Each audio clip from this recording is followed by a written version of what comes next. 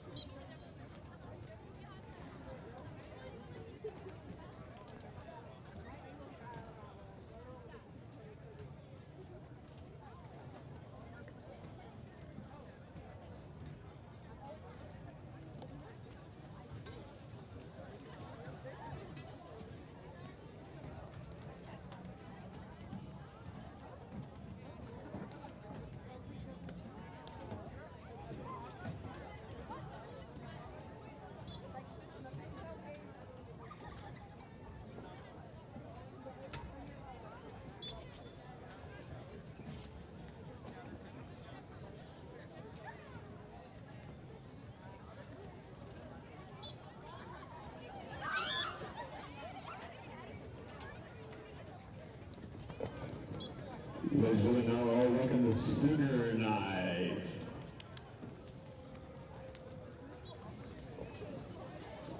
Starting off with band and color guard.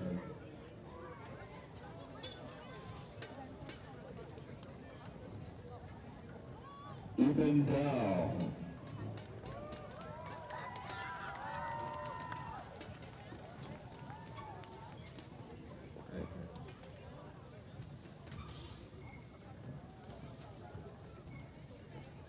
Hector Gonzalez.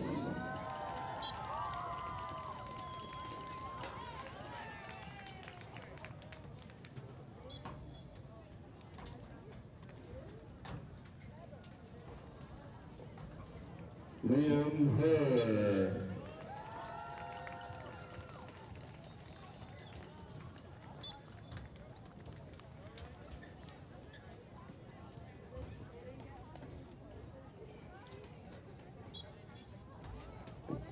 Nancy Mendoza.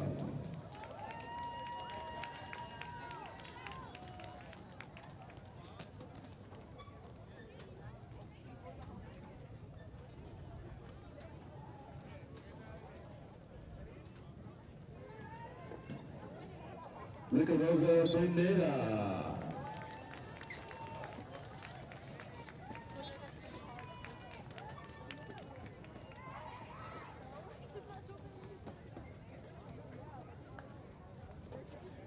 Nelson Salgado.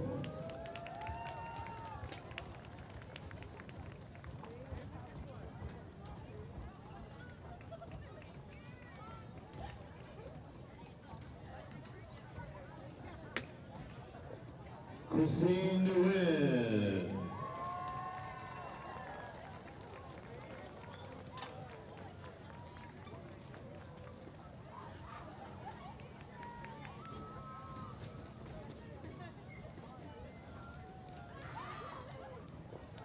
Nathan Fingerath.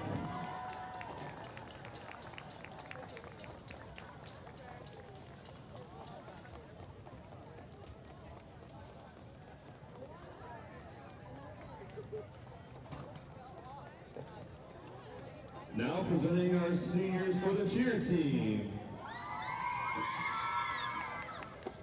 Andrea Jimenez.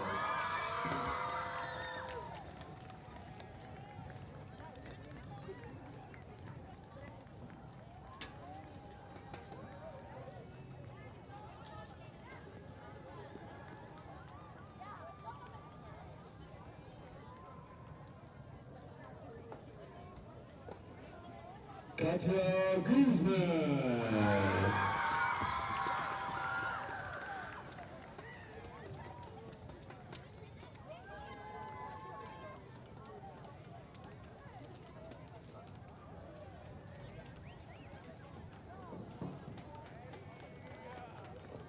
T.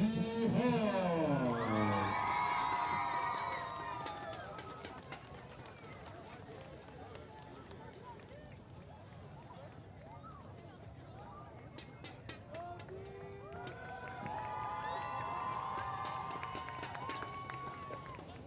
Hill.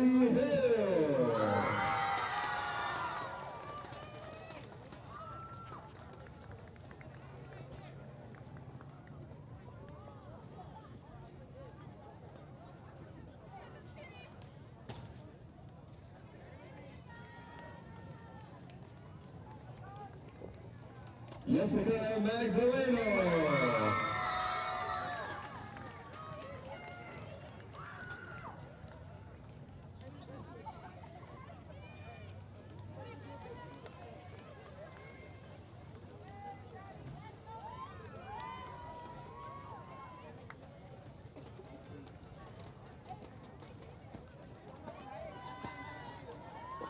And now presenting your seniors for the football team.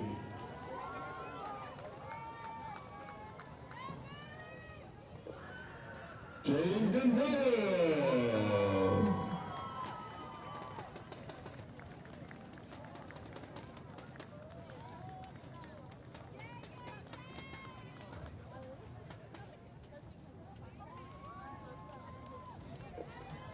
Ozzy Granado.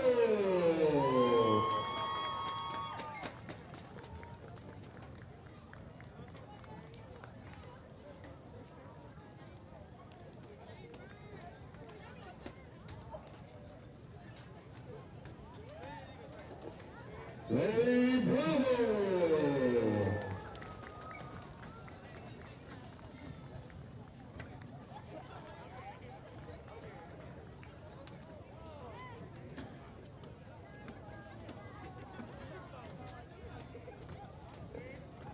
Juan Valdez.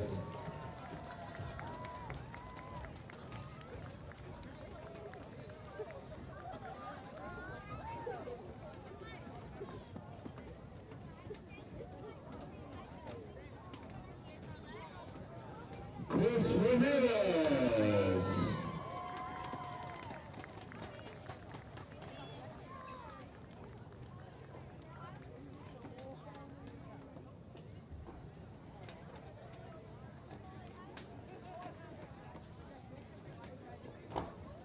Carlos Mendieta.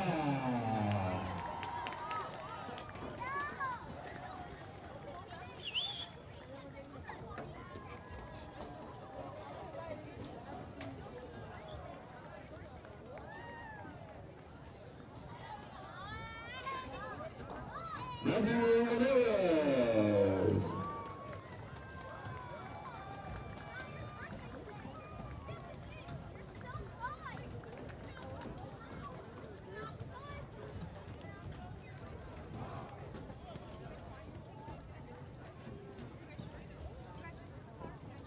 Ocho Villegas.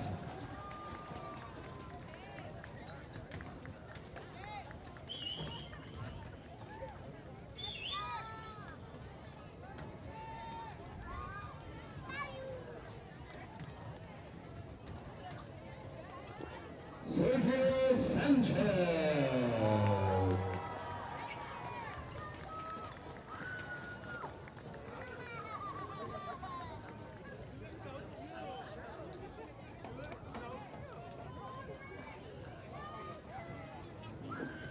Emmanuel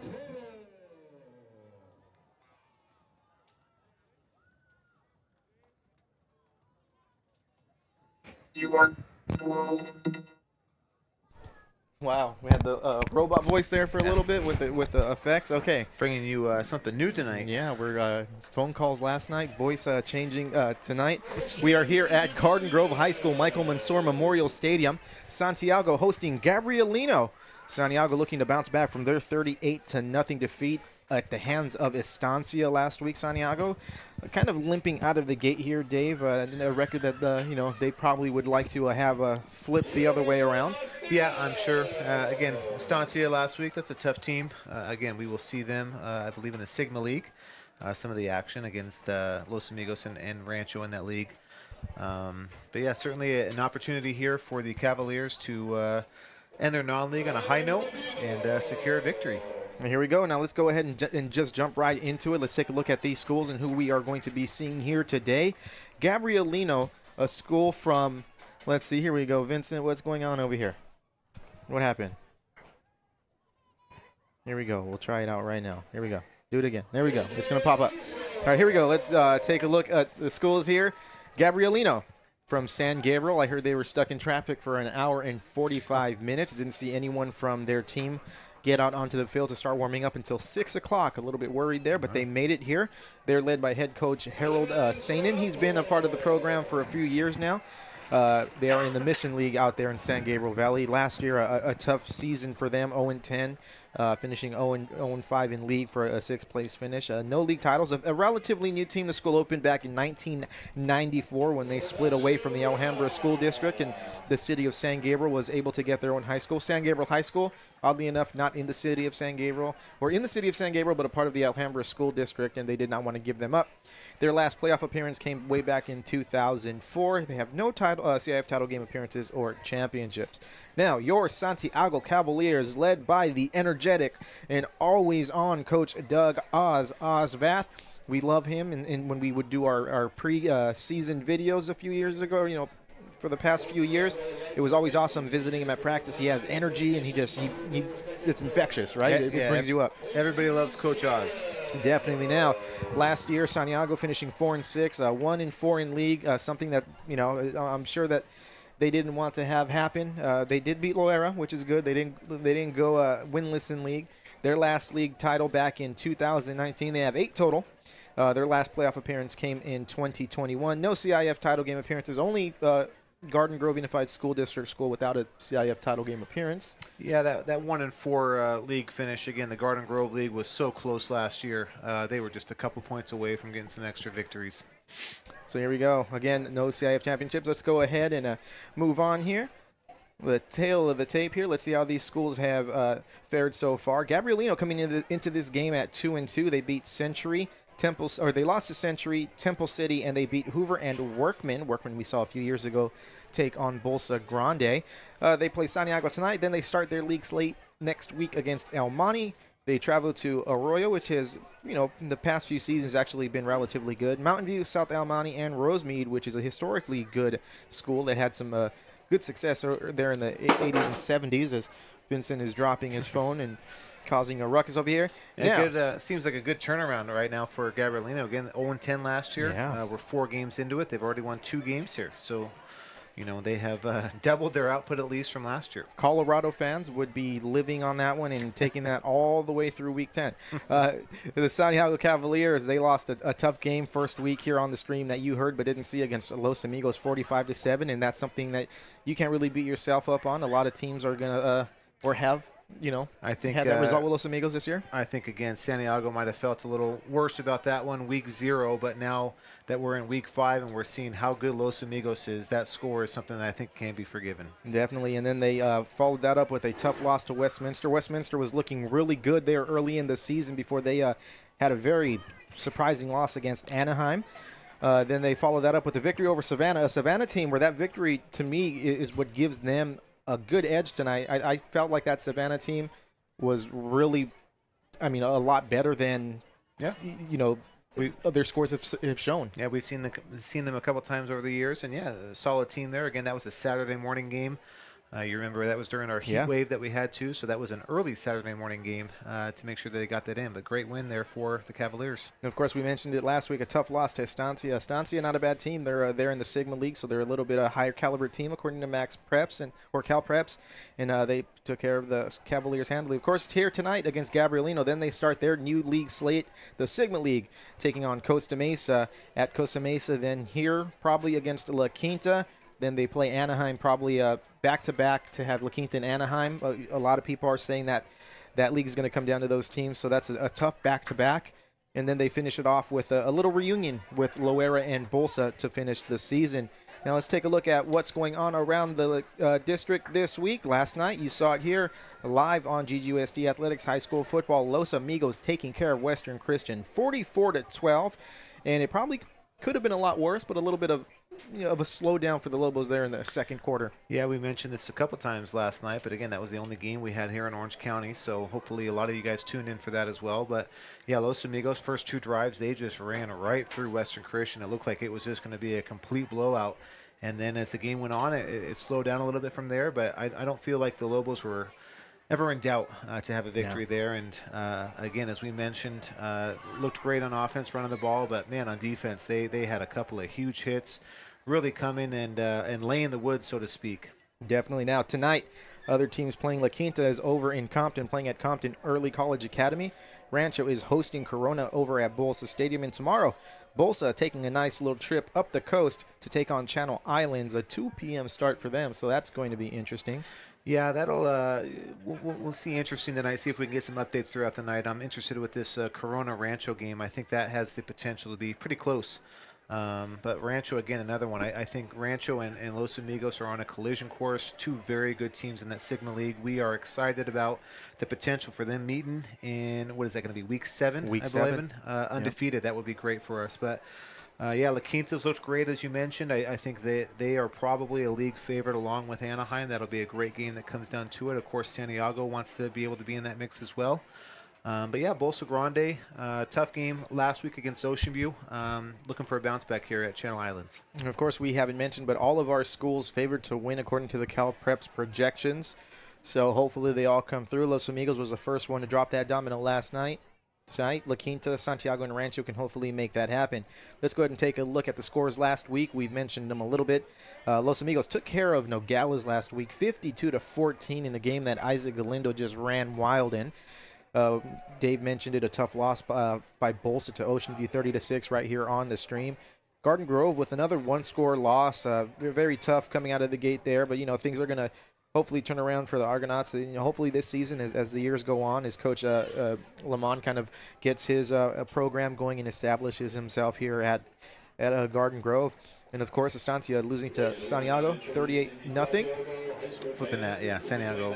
Oh, yes, yeah, you're right, sorry. Yeah, so we're going to have the band come out here. We're going to finish this real quick. Rancho taking care of Godinez, 37-3. La Quinta taking care of Glen, 32-12. And Pacifica, 52-0. Big triumph over Walnut to get their record to 2-3. Right now, we're going to bring you the presentation on the field. We're going to have the Santiago Army JROTC presenting the colors and the band with the national anthem.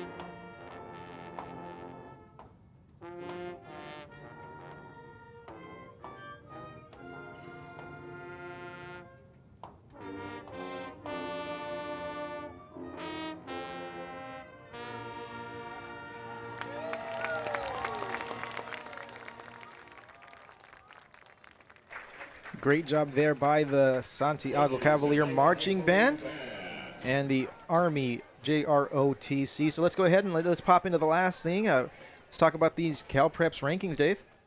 Now, last night, if you watched the stream, you saw a different order here. You had Pacifica at the top of the pack, so to speak, but the Lobos now, fittingly, the head of the pack, as their win last night kind of, what I want to say, exceeded the Cal Preps projections. Catapulted them, yeah. And it actually helped them out. I was looking a little bit about how it works. So basically they rank teams by tiers. And if, say, Los Amigos is a B team and they beat a D team, they get a little bit of points. But if they exceed that by, whatever the projections are, they get a boost. And they got a 4-point boost here. And Pacifica is in a tougher league. So, if they play those teams close, even if they lose, that number is going to climb, a little bit more. And I think this is going to be close to probably what we'll see towards the end, maybe some movement and switching with Rancho and Garden Grove. But, I mean, if you're Los Amigos and you're looking at that, you're top dog in the district, it's got to be a good feeling. I think this is, again, indicative of how well Los Amigos is playing, where, again, they are the top-ranked team in our district. And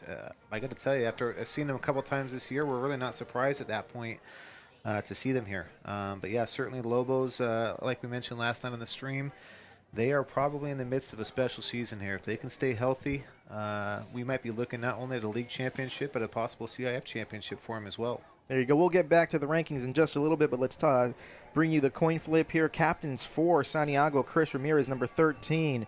Ozzy Granados, number 5. Larry Bravo, number 8. And James Gonzalez, number 3. Captains for Gabrielino High School. We'll get them right now. It's number 2, Jesus Del Real. It's the only number I can see right now. Looks like number 15, Isaiah Caballero. Number 75, Joseph Uloa. And number 12, Peter Ruiz. So we're getting the coin flip going, getting these teams ready to go. I know you had mentioned in our week 0 that didn't get the visuals on it, but you had mentioned how much you liked Santiago's new uniforms, right? Oh, they look good. They look sharp. Yeah, we had 2 brand new uniforms in that week 1 matchup. Now, we were able to get the color-on-color matchup with Grove and Pacifica. Yeah. But having that orange and purple in that first week would have been awesome.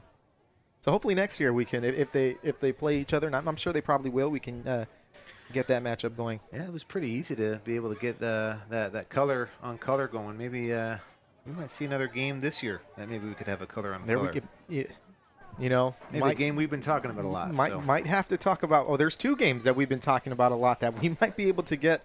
There's one next week, which would be a really good one to get color on color. A little red on blue action. Yeah. Looks like Gabrielino has. Did they win the toss? Nonetheless, Santiago is going towards the sunset. The Mameli clan just outside of our booth here, having some fun.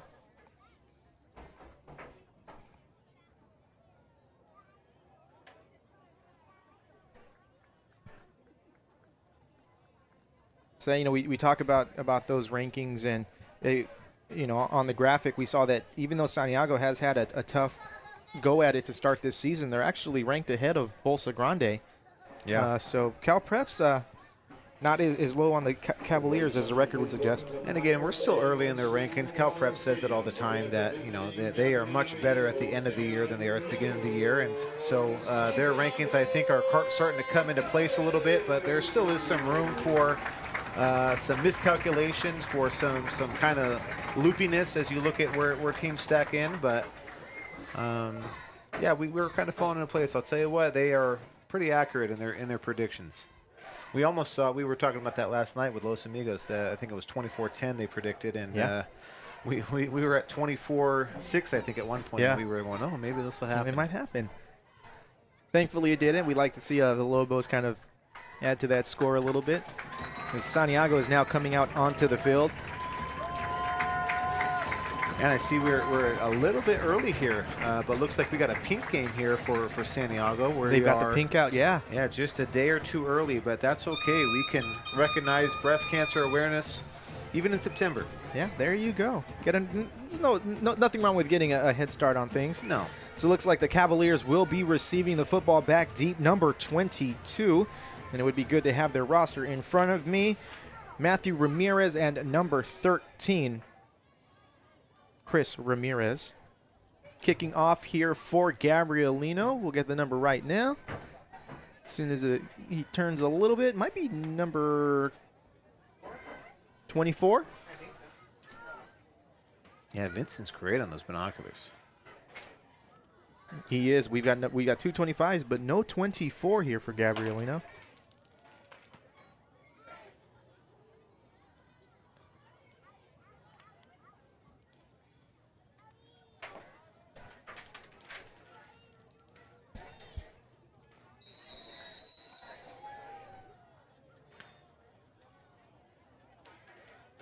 Kick is up.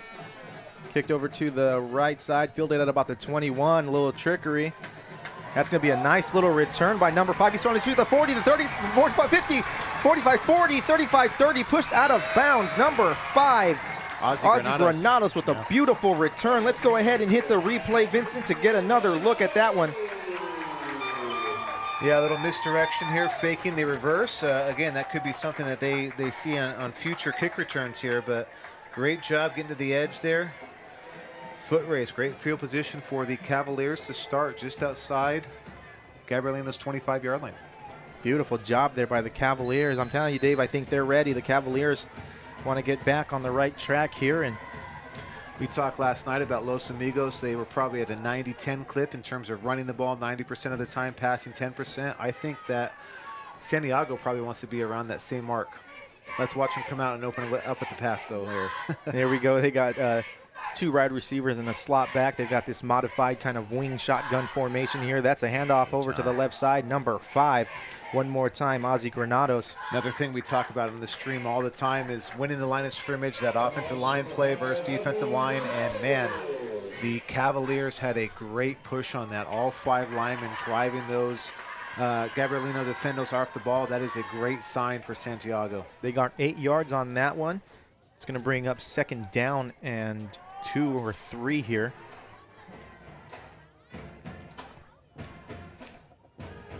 Santiago got off to a quick start against Los Amigos as well. It looked like we were going to have a knockout, drag-out game in that one before Los Amigos pulled away. But Santiago, so far, the 2 games we've had getting off to good starts.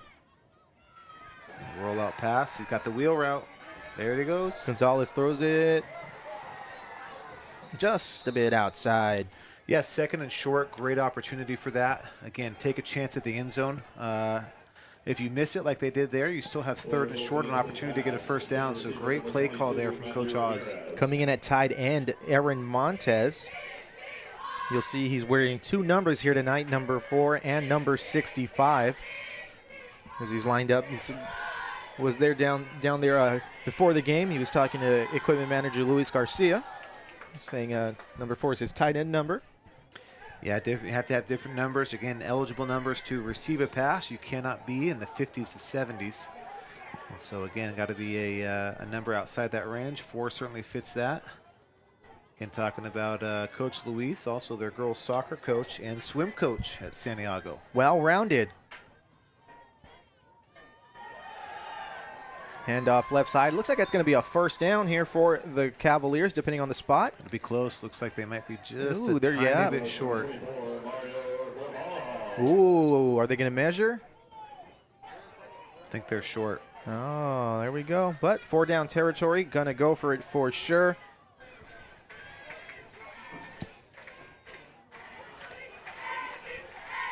Well, we can make a pretty safe prediction here, as we always do in these situations. We'll see if we see a hard count here.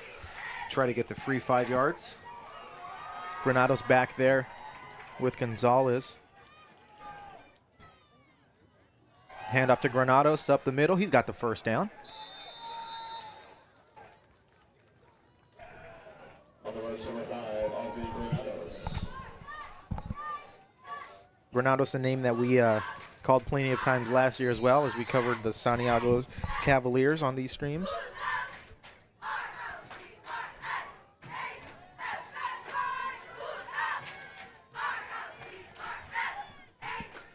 Good turnout here by the Santiago faithful. You look over to the other side. A crowd that rivals the Garden Grove crowd against Pacifica, but Tougher bus ride. yeah, Garden Grove might have had more on that one. We'll give them that one. They won that one. Handoff. Granados. Beautiful run there by Granados at the 10-yard line, still on his feet. Second effort, Dave. Talk about it all the time. Yeah, similar play to what we saw all night last night. Again, just a counter action there where you have two linemen pulling. Again, Granados just following them, letting them clear the way. But, yeah, we saw Los Amigos run that counter to effect all night long. And, again, certainly successful here for Santiago in their run game so far. If this is what we see the rest of the night, Santiago's going to run away with this victory. Again, you just wear out that defensive line, and it makes it hard for them to really just stay in it, especially if you don't have platoon swaps. And you look at the Gabrielino sideline, not a lot of guys there in the reserves. Yeah, that's the problem. You get to the smaller schools like this, and they just don't have the depth. They got everybody going both ways. Gonzalez getting ready to take the snap. Good blow up there from Jet Gabrielino, sweep, though. nice play. Great penetration into the backfield. Not much Santiago can do there. Ramirez was just met almost immediately by Eagle defenders. Brings up second down. It's actually second and goal from the 14-yard line now for the Cavaliers.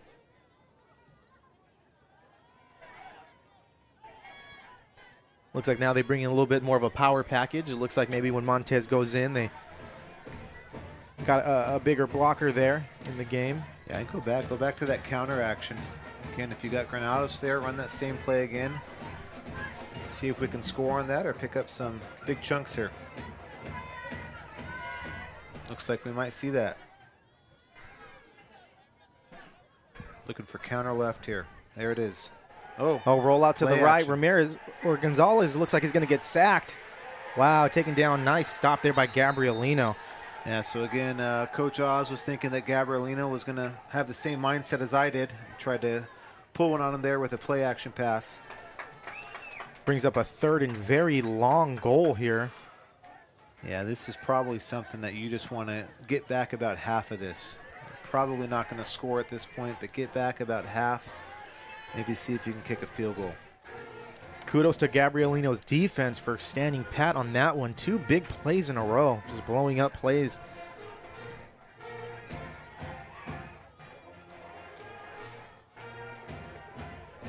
Gabrielino traveling their band, Dave. Love to see when our visiting schools bring the band over. In the backfield there with Gonzalez, number 22, Matt Ramirez. Trips left here for the Cavaliers. Gonzalez drops back to pass, looks to his left, lets this one go. He's got him. He's got number 11 wide open. That pass intended for Juan Valadez. Let's see if we can get a replay on that one, Vincent. See if this pass was tipped here. I think we might have seen that right at the end. Defender might have got his hand right in there. Right at the last second there. Yeah, if not, this was just a drop. But yeah, he had him open. Good move there. Good fade route. I think maybe just at the last second. He blocked his vision, maybe. Yeah. Got a little, that was tough. Nonetheless, fourth down here for the Cavaliers. Obvious four-down situation here. Again, maybe see if you can get that matchup again. Again, maybe give Valadez that same look again. They're coming out again, this time in a wider trips formation. Ramirez in the backfield there with Gonzalez. Gonzalez drops back to pass, looks to his left. He's going to throw that, let that go. Overthrown. That pass intended one more time for Juan Valadez. Incomplete. It's going to be Gabrielino football at their own 24-yard line. Yeah, not ideal for the Cavaliers stalling on that drive, but certainly a positive for Gabrielino. Again, they were up against it. I don't remember where we were at, but obviously first and goal, we were within that 10-yard line. And, yeah, they pushed him back here. Yeah, very, very tough defensive stand there to get that. You have that opposing team deep in your territory, and you're able to kind of turn them back and drive them back, like you said, 20 yards or so. Gabrielino takes over. Yeah, we got a similar formation as what the Cavaliers were doing on offense. Again, we had a warning here to the band. Santiago's band cannot play while Gabrielino's in formation. Eli Loban at quarterback for the Eagles. Loban just hands the ball off, right side. And not a great, again, not happy with the stalling for Santiago on that first series, but I did like their line play. I thought their line did control the line of scrimmage. After one play here, I think Santiago is controlling the line on defense as well too. So happy to see that. Again, not happy not seeing a score on that first drive, but over the course of the game, if they can win that line of scrimmage, they're going to be just fine. Isaiah Caballero on the carry on that first down. He's in the backfield there one more time with Loban. 3 wide receivers for the Eagles. Hand off one more time to Caballero, and the Cavaliers get right through the line of scrimmage, and it's going to be a loss of about 3 yards on the play. It brings up 3rd down. Let's see what the Cavaliers do here on 3rd and long. Again, conventional wisdom is you're either going to blitz or you're going to drop back into coverage. We saw that last night a lot with Los Amigos dropping back into 8 in coverage at times. Let's see what the Cavaliers do here, and they are blitzing. They're bringing 5. That was a nice play. Lets that one go. They're going to have the 1st down. Still on his feet, number 12, Peter Ruiz on the reception. Number 11, Juan Valadez coming off the edge there. Didn't quite get there quick enough to affect that pass. So Loban with his first completion of the night here. Gabrielino 1st down at their own 42-yard line. Over halfway through the first quarter here at another quick start here. Only 7:08, and we're already halfway through this first quarter. Loban hands off to Caballero. Caballero left side, still on his feet. Beautiful run there. Yeah, that's what Cavaliers have to avoid at that point is, again, they got penetration into the backfield with their defensive line there, but you cannot leave vertical seams. If you leave those vertical seams for the running backs, they're going to be able to hit that, and you are it's a numbers game at that point, and you are men down, and that's not where you want to be. So linebackers have to scrape over the top, make sure they're filling those vertical seams. See how they adjust. Loban fakes the handoff. Oh, number 9. Still on his feet, rolls out to his right. See, no one knows he's got the ball. He's going to have the 1st down, puts a little move, gets away from 43, still on his feet. Beautiful run there. Yeah, Loban seems like he's a pretty good athlete. Yeah, gain of about 12 yards on the play. 1st down, Eagles through the air and the ground now. Yeah, always a defense's worst nightmare is when you have a quarterback that can run, because you can play all your assignments well, and they can still hurt you. Eagles now in Santiago territory. Ball at the Cavalier 36-yard line. Eagles running a little quick pace here. Blitz coming. Low, bad snap, ball on the ground. Loban takes it, rolls out to his right, lets that one go. It's going to be complete to number 7. Eludes one tackle, but he's slowed down enough. That's Ethan Tran on the reception. Juan Valadez slowed him down enough for the Cavaliers to come in and take him down. Yeah, Santiago is certainly able to get pressure so far in this first series. See if that's used against them in the form of screens or draws or anything else. Loban with a hard count. Referees let it go. We saw that a lot last night. Maybe that was in the memo this week. And coach is reading the formation now, calling the play. Loban takes a snap, handoff to Caballero right side. He's got the 1st down. Good push there from Gabrielino. Again, just a simple zone play. And Gabrielino with a nice little drive here. They're looking to set the tone themselves. A good answer for that Cavalier drive that ended in no points to start the game.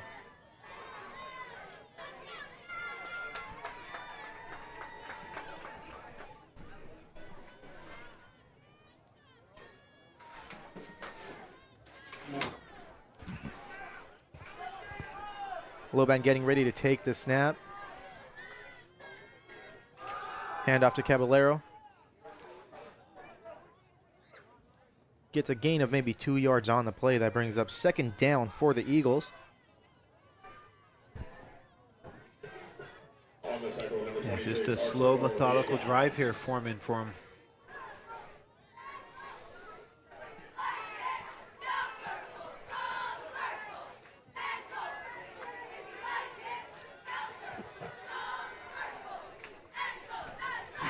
Here goes 2nd down from the 23-yard line here for the Eagles. Pull. Here comes the pull, yep. Hand off to Caballero, right side. Beautiful read there by the Cavaliers. That's a loss of about 2 yards on the play, maybe a loss of 1. That's going to bring up 3rd down. Yeah, a couple of their linemen back off the line of scrimmage there. Again, a telltale sign that they're going to pull, see if the Cavaliers can key in on that. Potentially have a better chance at guessing where that ball is going. It's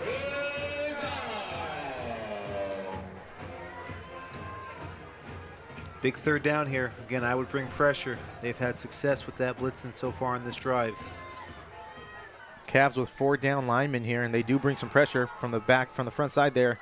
He gets it away in time. So that's the exact same play they ran on 3rd and long last time by both teams. Exact same play. Better job tackling here by the Cavaliers. Yep. Cavaliers anticipated it and brings up 4th down and about 5 yards here. Offense still out there on the field. Alberto Delfin now in at running back here for the Eagles.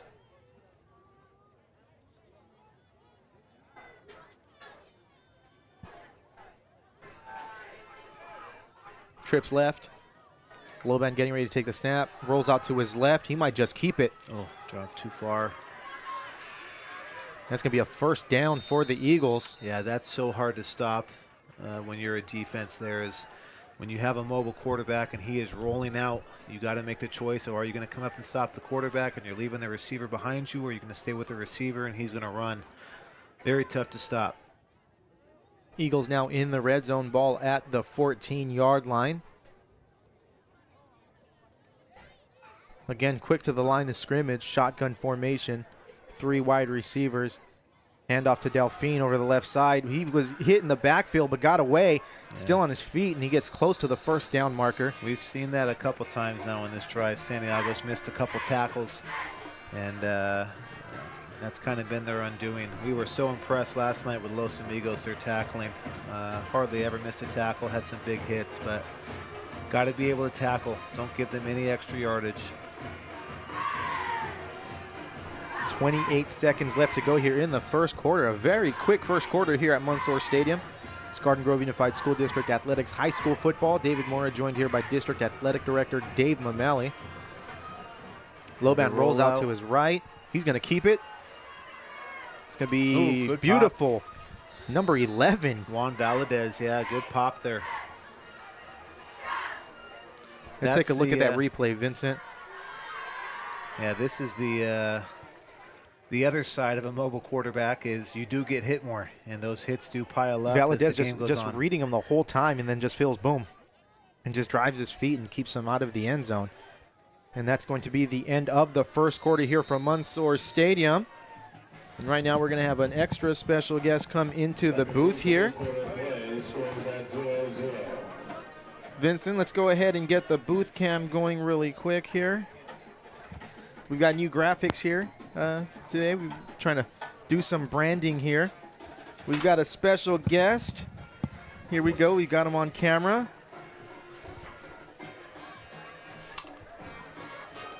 Let's go. We got to get him untangled. Vincent's here we go. Vincent's keeping him from his spotlight. All right, we got a guy here. What's your name? William. William. Here, you got a special day tomorrow. What's happening tomorrow with you? My birthday. It's your birthday? How old are you going to be? 6. 6? Wow. You know what you want for a present? Football. Football. And you know what you want football especially? Santiago to win the football game, right? Wouldn't that be the best present in the world? All right. Give the camera a thumbs up there. You see yourself up there? All right, awesome. Well, good. Have a happy birthday tomorrow, Happy birthday. Early birthday, William. Thank you for joining us. I'm going to have to say, Dave, I hope he's not tuning in, but I think I have a new favorite guest over Mr. Nurk. Yeah. Be careful. He'll come on every week if you let him. We'll bring him. Yeah, we'll take him on. That's going to be a touchdown there for Gabrielino. Touchdown, Eagles.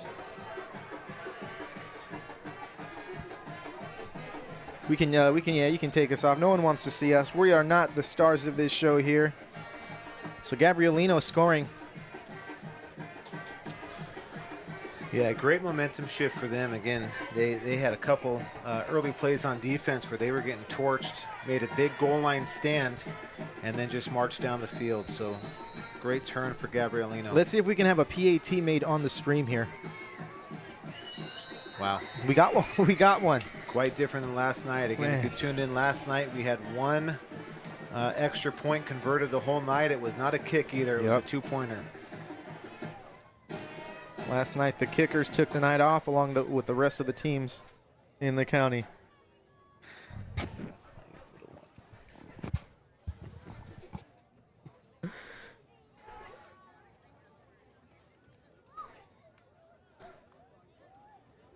We see down there on the sidelines there, Coach Matt Morehouse.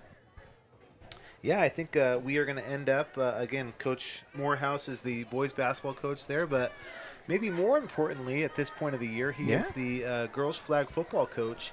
And we had some Santiago players that we interviewed that week 0 that it didn't turn out well on the stream, and I think we are going to have a repeat interview with those girls tonight. And it's going to work out this time, so there we go. Back deep to return here for the Cavaliers, number 3, James Gonzalez. It looks like... Get on it.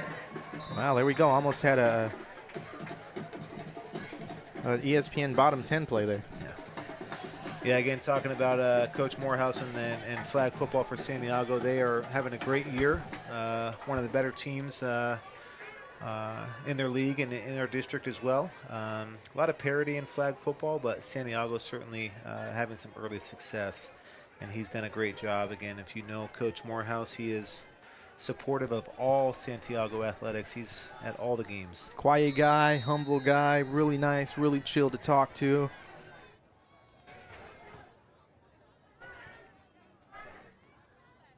All right, let's see if the Cavaliers can settle down here, get a nice scoring drive going. Gabrielino showing some blitz.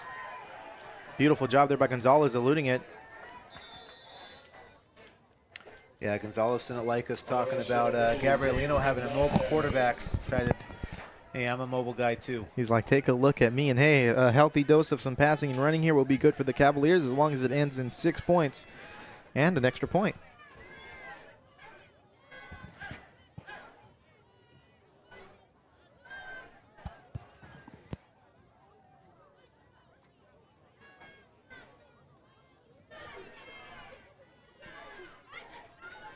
Got no dogs here tonight, unfortunately.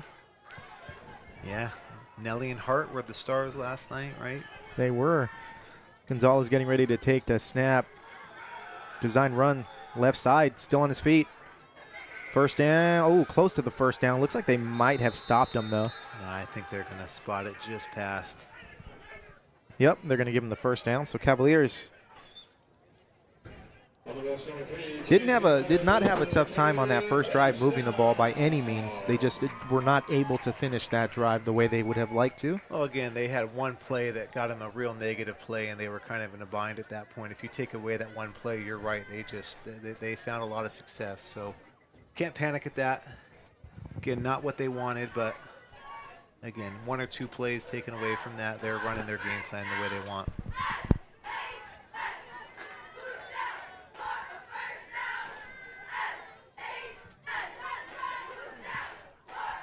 Gonzalez hands off over to Granados, goes to the right side, tries to make a move, and no one fell for it. He gets taken down maybe after 1 yard on the play. Another thing we talked about last night, so again, that's that counter action. Again, 2 linemen that are pulling down.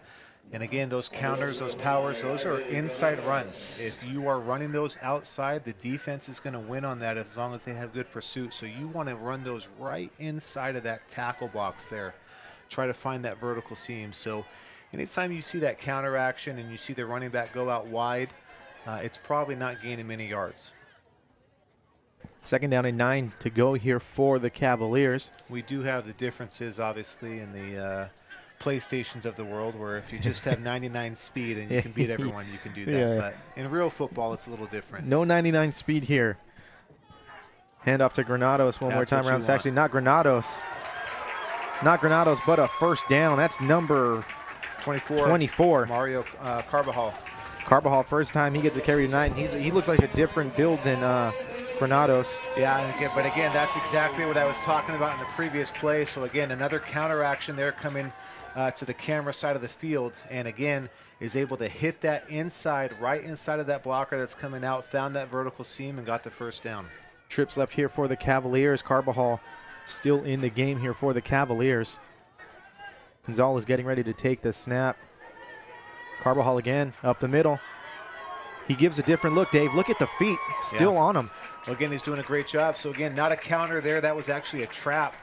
So they leave the interior lineman unblocked. They pull that guard, and you're supposed to run right up the middle. And, again, Carbajal able to have enough patience to let that develop and found that vertical seam right inside. 2 great plays in a row for him. And brings up 2nd down and 1 yard here for the Cavaliers.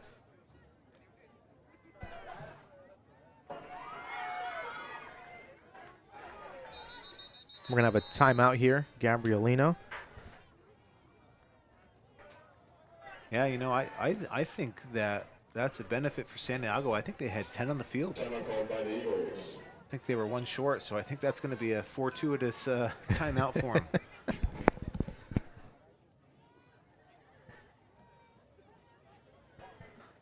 I saw that. What game was that I was at? I think that was, that was Rancho Godinez. Where Godinez came out on a punt with only 10 people, and people were yelling at him, and the coach said, just go. Was that when it was already 37-3 at that point? Was it early in the game? It wasn't, but Labossiere, Carson Labossiere for Rancho was coming very close to getting a punt blocked. You know, he's a big 6'6", 6'7" guy. And anyways, when you're punting the ball with 10 and you got Labossiere coming up the middle, that's not a recipe for success. No. But you've got a bunch of wide-eyed blockers there.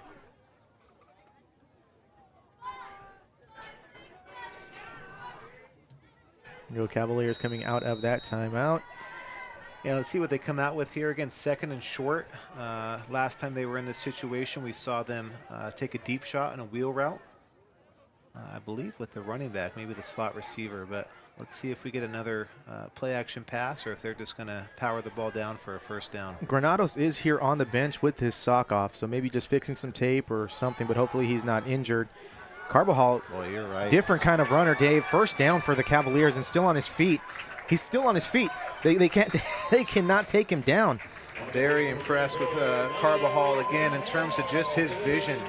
He is keeping his feet going while he looks for that hole, and he's waiting for that hole to develop and is able to find it and slip right through. But, yeah, he has been extremely impressive on this drive. It's almost like the Los Amigos, they can hit you with Galindo and Cruz. And Galindo, Carbajal's kind of built like a Galindo, right? A little bit more of a power kind of guy who can still go. Yeah, you love that change of pace. You know, you love the thunder lightning kind of look where you have more of a power runner and more of a speed runner. And again, another little trap play. Bounces it out. Hold. That's a hold, yeah. Yeah, so we watched that happen there. Looks like number 78, De La Torre, is going to get called for a hold here. Granados is back on his feet, shoes on, helmet on. But, I mean, I don't know, Dave. I think you go with your hot hand here still. I think you're right. I think, again, not to say that Granados couldn't help them out, but maybe at receiver, something else here. I think you're right. I think you go with the hot hand. And again, the Cavaliers getting deep into Gabrielino territory and get it pushed back. Get pushed back, this time with a penalty here. It is 1st down. 1st and 15 here. Let's see if we get a rollout up top maybe. Trips left here for the Cavaliers. Handoff one more time. Still Touchdown. Still on his feet. Or he didn't hand it off. He kept it himself. Touchdown, Cavaliers. He tricked me. James Gonzalez, great job there. Again, making 2 guys miss. We talked about that again last night, yards after contact. Well, James Gonzalez there got about, where are we at? He got about 30 yards after contact on that. So great job, but again, big difference from the first drive. Again, then being backed up into a 2nd and long situation, and they're able to capitalize right away. Great response from the Cavaliers. And, of course, Coach Oz has to be happy they finished this drive. So here we go. Let's see if we can get another extra point kicked in here. I don't think we're going to have a kick. Are they going for 2, huh? Yeah. Santiago goes for 2. Okay.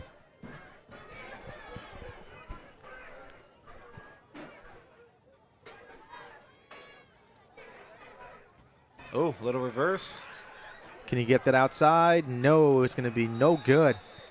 Yeah, that's a little old school Santiago there. I haven't seen that in a couple years. Maybe last year we saw that.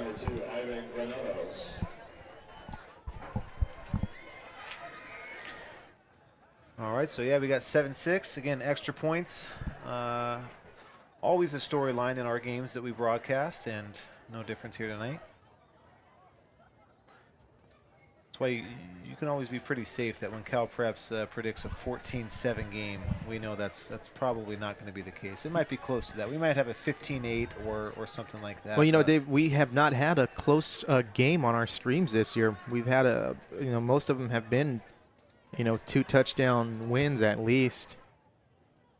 We wouldn't mind a close one.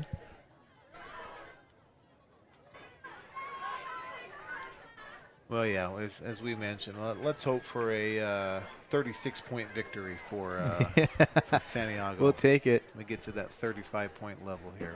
Like number 8. No, Eli Loban is not back there returning. It's probably Nicholas Wang back there to return, along with Peter Ruiz for the Eagles. This kick not kicked all the way, and it's that was close. Close to going out of bounds. See Sebastian Luna kicking off for Santiago. We love seeing a number 72 as the kickoff man. It's always a treat, isn't it? We do, yeah. We have some linemen sometimes that are very, very athletic and end up being the kicker. And again, that's what Sebastian Luna is for the Cavaliers, so good for him. Not to say that linemen aren't athletic. Linemen are super, super athletic, very intelligent as well. I think they still say that, NFL. The smartest guys on the field. Smartest position is offensive line. The Eagles starting with this ball at their own 27-yard line. Let's see if they can answer the Cavaliers scoring drive with a scoring drive of their own. Loban getting ready to take the snap here. Fakes it, screen pass to the right side. That's going to be complete. Puts a move still on his feet. Nice little move there. Yeah, Santiago has to fix this. Again, they had good pursuit at that point. They recovered. They had 3 on that one receiver there, and they couldn't make the tackle. And so a play for no gain or potentially a loss ends up being a 9-yard gain for Gabrielino. Cavaliers got to fix that. It was Tyler Bernardo on the reception and run.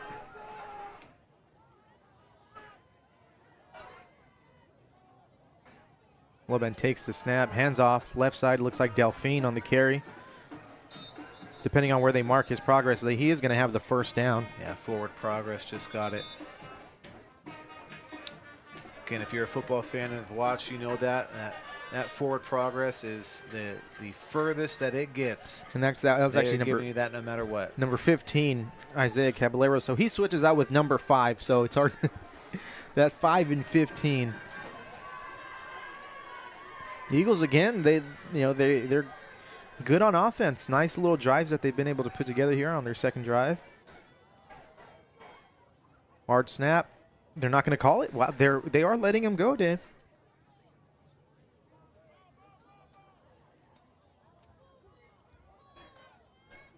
Low snap, yeah. Pass complete, first down. Still on his feet.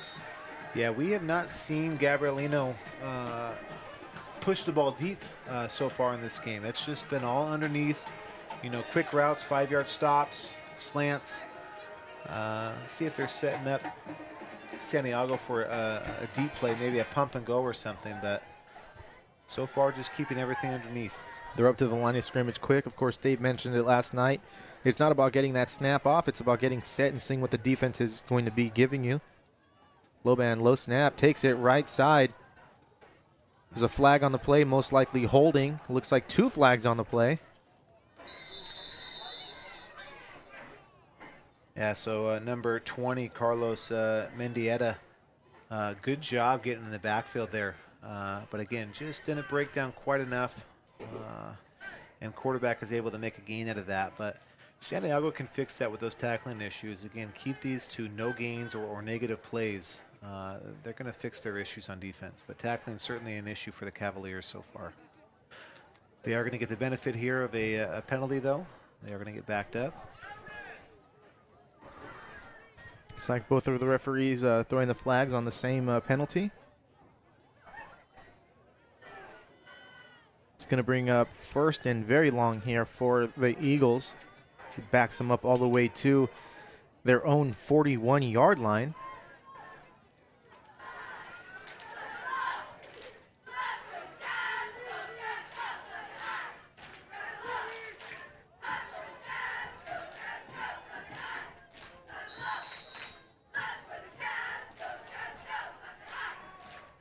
Loban takes a snap, better snap this time, rolls out to the right. That's a pass, that's complete to number 6. He's still on his feet. Good yards on this play, still on his feet. He's going to have the first down. Adrian Orozco with a nice pass and a run there, or a nice catch and run.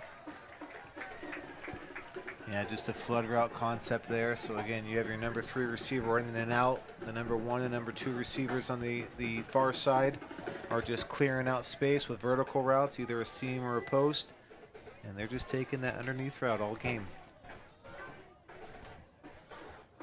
First down here from the Cavalier 37-yard line for the Eagles. In the backfield there with Loban, number 15, Isaiah Caballero.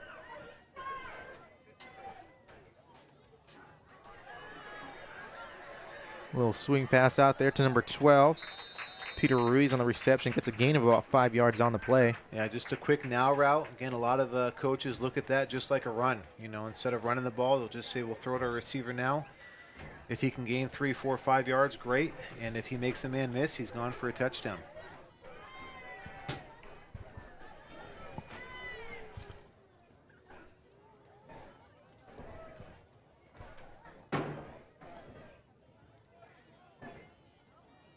Loban getting ready to take the snap here.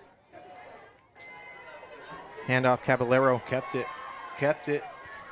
Caballero's got it here on the left side. Yeah, good pursuit there from Santiago. On the tackle, number 11, Juan Valadez.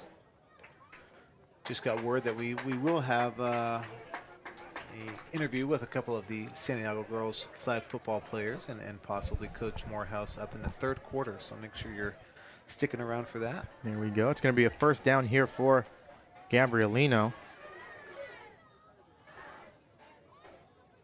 Looks like now maybe they've got the Santiago linemen a little bit, on skates here. Well, they're just dinking and dunking all the way down the field, taking what they can get. As I've mentioned, I think Santiago's tackling Caballero again has been an issue. I think if Santiago can fix that, we're going to see these drives end pretty quickly here. But number 26, Arturo Villegas.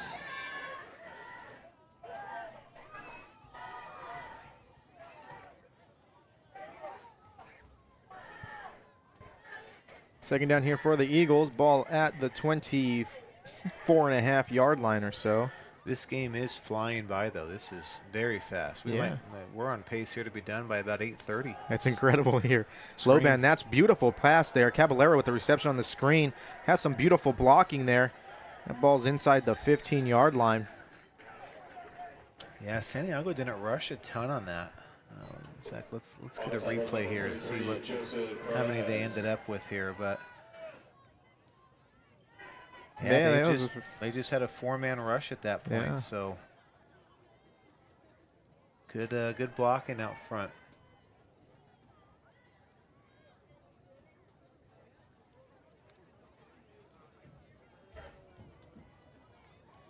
In at running back now, Alberto Delfin. Oh, ball on the ground. Loose ball. But Loban able to pick it up and gets around the right side. Good recovery there to turn something that could have been disastrous into a positive. Yeah, again, super frustrating. I know that my coaching days, I was more of a defensive guy, and that is so frustrating for a defensive coach where you have a potential negative play and you get a mobile quarterback that can just make something happen. Got a gain of about 4 yards on the play.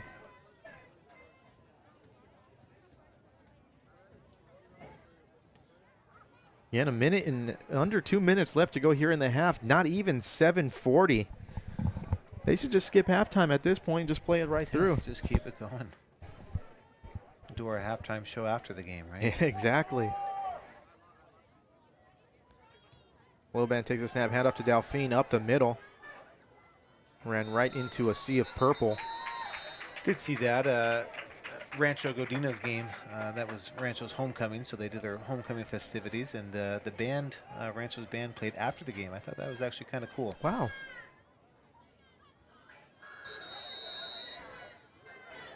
We're going to have a timeout here. Yeah, time's an issue now. Again, with a minute 12 left. Big play here. This would be, again, huge stop for the Cavaliers if they can hold Gabrielino to no points on this drive. Certainly no harm, no foul, other than the fact that the quarter was wasted away on this drive.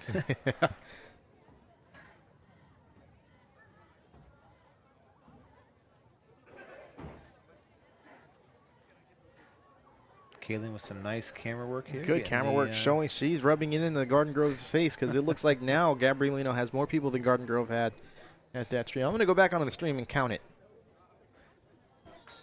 I bet you if I counted $1 for everyone, I would not be able to get a burrito at Chipotle. Oh.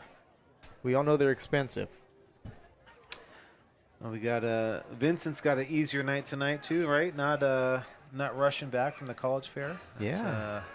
And just sit and do your work. Oh, you got stats. Of course, if this was last night, he would have arrived. The game would have been over with the way that things are going. That might be true. Those Lobo games are, for being a running team, they're very long. Loban takes a snap, drops back to pass, has some pressure. He might get taken down. Nope, he gets away. Oh! That's not good. That's not good at all. That pass, and that's even worse.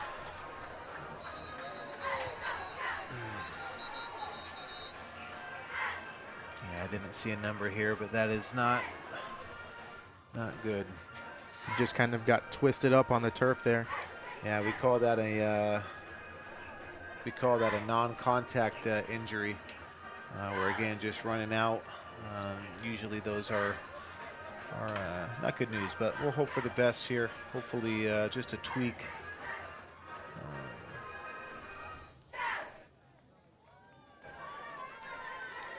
Looks like we have Trevor out there, so Trevor Newberry, Santiago's trainer.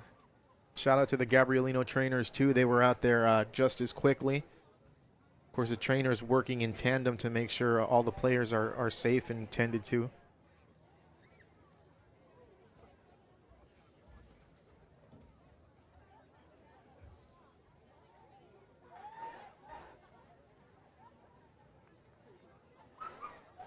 Smell of popcorn making its way into the booth right now. Yeah, teasing you.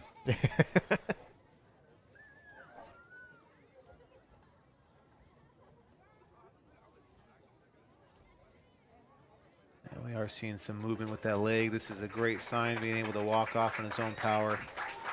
Hopefully it's just one of, sometimes you just jam it up a little bit. Yeah. It catches you by surprise. And well, sometimes you're more in shock than anything, right? Yeah, sometimes you get a little scared of your leg didn't move the way that you thought it would, and it is a little scary at times. And there you go. He's walking off under his own power. And yeah, so that's Adrian Lucio there. And again, certainly a good sign. Hopefully we see him back here in the game tonight, but certainly looks like we avoided a serious injury, which is great.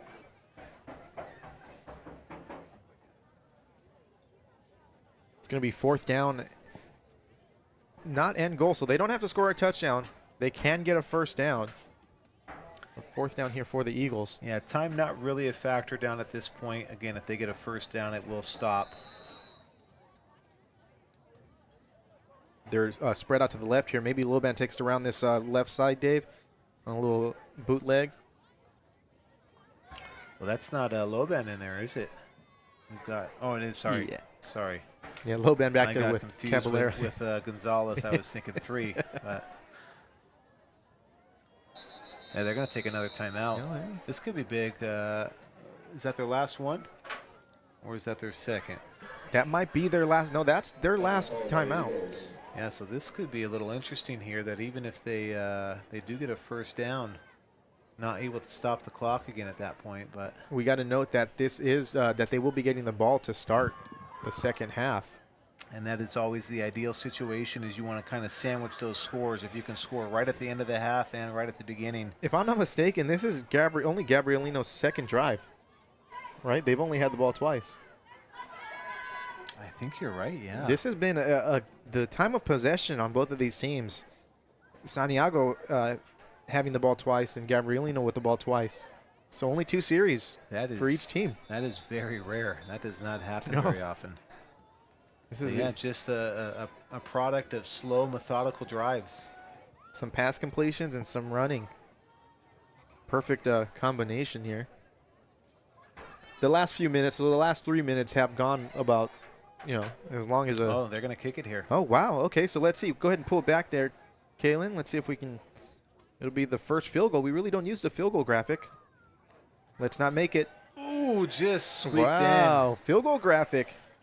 We've got one. Yeah, let's see a replay, too, if we can see that. That got in just over the crossbar. And Dave, a number 55, I believe, on the kick. Look at just squeezes Ooh. over. Yeah, so another lineman kicker. That's great for the lineman tonight. that kick made by Emmanuel Castro. And yep, there he is. 5'10", 205.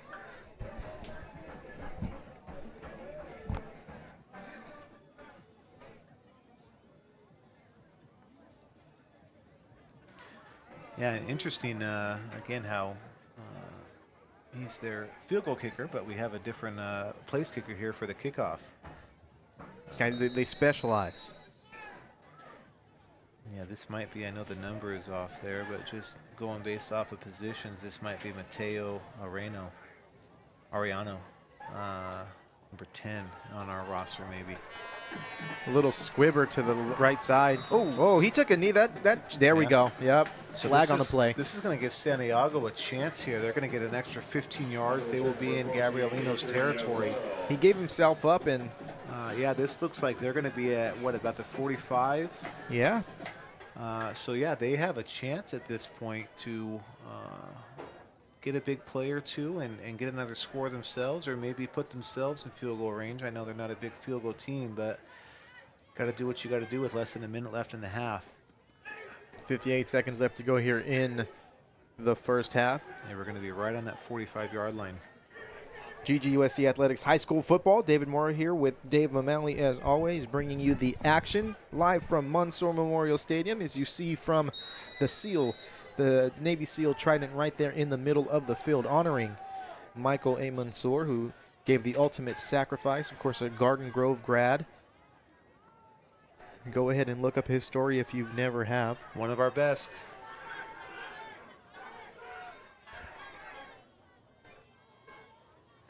Gonzalez getting ready to take the snap. Fake to Carball. He keeps it. Not going to get anything on that one. See if Coach Oz pushes this or is just content to let the clock run at this point. On the rush, number 3, James Gonzalez. Looks like they are stopping the clock. Coach Oz did take a timeout. Cavaliers had all 3 of their timeouts, so they've got 2 left. So they're in a better situation than Gabrielino was, but let's see what they can do here. Ooh. Just got a score update here. Rancho Alamitos is currently down just before halftime in their game against Corona, 27-0. So, And the football is different in the Inland Empire. yeah, and this is, again, I don't think this is something we expected. I don't think No. that's something Rancho expected. Still a long game to go there. We'll see if they can mount a comeback, but I don't know. It's tough. You know, Dave, a lot of times, if you're a high school football player, you hear a lot about football in different areas, and I think sometimes you might even psych yourself out, and it could be the other way around too. They could have looked at the prediction and said, "Oh, we've got this," right? Yeah. I mean, they are a young team, and the problem with young teams is consistency. Can you play consistent week in and week out? trips left here for the Cavaliers. They're going to pass over to the right side. That's going to Nice be complete. catch. Beautiful He's job. Still on. He's still on his feet. There we go. That's number 8, Larry Bravo. Yeah, some great footwork there on the sideline. Able to sidestep that. That stops the clock as well. Him getting out of bounds. Ball's going to be at the Eagle 32.5-yard line or so. As we work to get some other scores updated here. We're at the mercy of these Max Preps scoreboard or score updaters. Again, trips left for the Cavaliers. Gonzalez getting ready to take the snap. Drops back, rolling out. He's going to keep it. Still on his feet. Still on his feet. Driving. He's got the first down. That'll Yep, stop clock the clock. stops. 31 seconds left to go here in the first half, and we're going to have a timeout. Coach Oz takes another timeout there. Swing to the Cavalier, first down.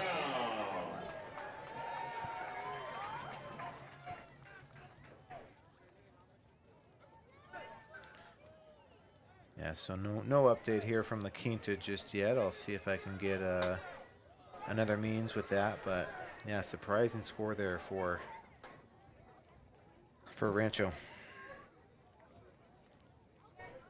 Yeah, that's a tough one. I mean, Well, again, they have been a little inconsistent at times, even though they're 4-0 at this point. It's hard to say you're inconsistent when you're 4-0, but we've seen Anaheim has had some great scores, and Anaheim is a good team, and Rancho just obliterated Anaheim. And so that was a great score for them. I was at their Godinez game. They beat them 37-3. Again, another great score for them, but then they beat Saddleback 28-24. So inconsistency, even when you're finding success, it's hard. And like I said, Rancho's a very young team. They got a lot of sophomores that are playing for them, and this is part of their learning experience. and it's just one of those things where Corona probably got off to a better start than the other teams that Rancho faced. Gonzalez throws this one deep to the right side. He's got Bravo. Oh, just overthrown. And Santiago having some success here on this drive in the passing game. Hey, we saw this last night, Dave, with Western Christian, yeah. who was running the ball for most of the game, and when they had their backs against the wall there at the end of the half, they went down and they ended up scoring a touchdown. Hopefully we get the same result here for the Cavaliers, and they take a lead going into halftime. 26 seconds left to go here, second down. Ball on the 22-yard line.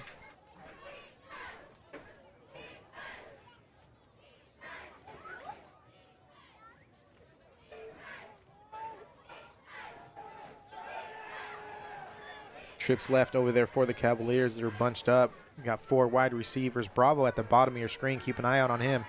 And there he goes. He's going to go to Bravo, and there's some contact there, but they're going to let it go. Nice pass break up there by number 9, Nicholas Huang, doing a good job. It's going to bring up third down for the Cavaliers. 19 seconds left, so clock not really an issue here.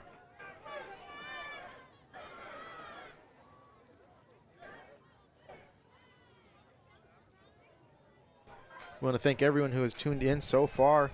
Follow us on Instagram, on Twitter or X, whatever you want to call it, and YouTube and Facebook at GGUSD Athletics.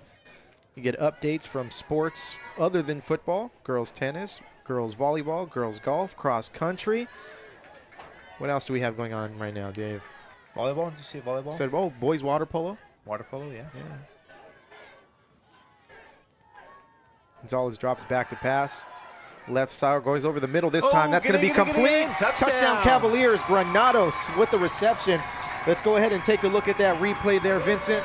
Yeah, James. We're going to go. There we go. James Gonzalez threading that pass right through the defenders there, and a great catch by Granados, and finish for the score. Right over the middle. A dangerous play here with the time the way it is, but beautifully in traffic too. Yeah, great answer with 13.5 seconds left in the half here. Great answer for the Cavaliers. They will go into halftime with the lead. We'll just see if it's going to be a 2-point or a 4-point. Beautiful play, and again, just like Western Christian, their backs were up against the wall, and they went down and did what they had to do, and that was in less than a minute, 58 seconds. And I'll tell you what, the last 3 minutes of this game took about 20 minutes to get through. And there we go. We got the 2-point conversion. The tush push there. Just drive it into the pile and see if you can push them in. And again, Santiago going to end up with a 14-10 lead here going into half, unless we see a crazy kickoff here. Let's just get a squib. But then again, there's 13 seconds. By the time this half ends, it's going to be about 8:30 now. So just the first 20 minutes or so of this game just zoomed by. In the last 4 minutes, both teams just kind of Or it's Santiago and Gabrielino just kind of taking their time. We mentioned this a little last year too, and obviously it's carried over, but a little different Santiago team than in the past, where they're able to pass the ball with a little bit more effectiveness and a little bit more consistency than they have in the past. So again, great pitch and catch there from Gonzalez and Granados there. And they're going to kick that over to the right side. It's going to hit the ground. He's going to have a return, so let's see. Oh. Tries to make a move. Oh. I don't know, but still on his feet. So, hey, it's slippery a little bit. There we go. He's brought down. 3 seconds left. I don't want to make light of this, but we did talk about PlayStation before, and Yeah, that was- seemed like your O button got stuck as you kept doing the spin. He but just spam circle. Spam circle. First down for Gabrielino at their own 21-yard line or so. And it looks like, I'm looking at the down marker over there on the far sideline. It looked like it looked like it was bent, but it's good. Thought we had an injured sideline marker. Oh.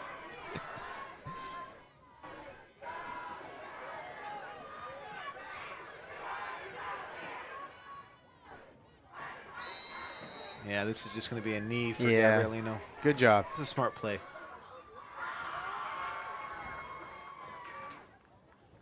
Here we go. We're going into halftime. A great rebound there by the Cavaliers. Again, we are looking at the Cal Preps prediction. Again, it was 24-20 for this game, and right now we are right on pace for that 14-10. So Cal Preps predicting a 4-point Cavalier win, and going into half, we have a 4-point Cavalier lead. And again, Cavaliers getting a little bit slow to start, but they settled in there, got that late touchdown to take the lead. Gabrielino with a touchdown and a field goal, and that's where we're at. It's halftime now. We're going to take a little break. We'll be back with you in just a little bit.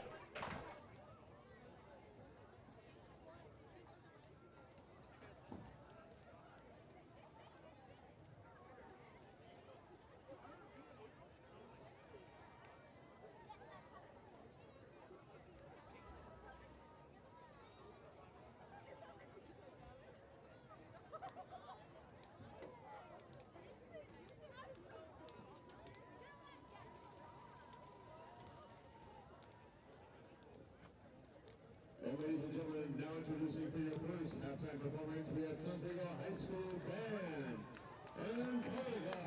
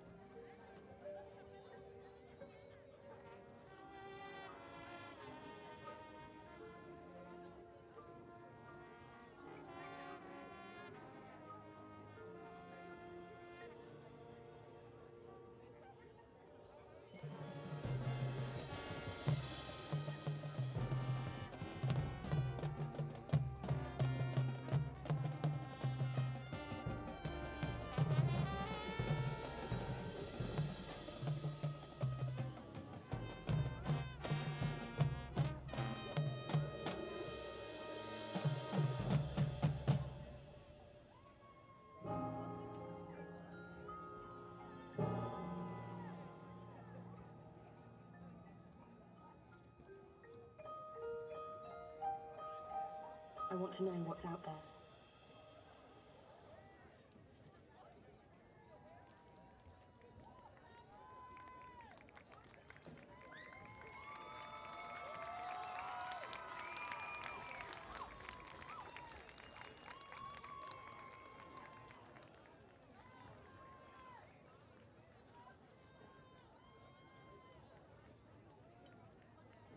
Thank you, Santiago High School Band and Color Guard.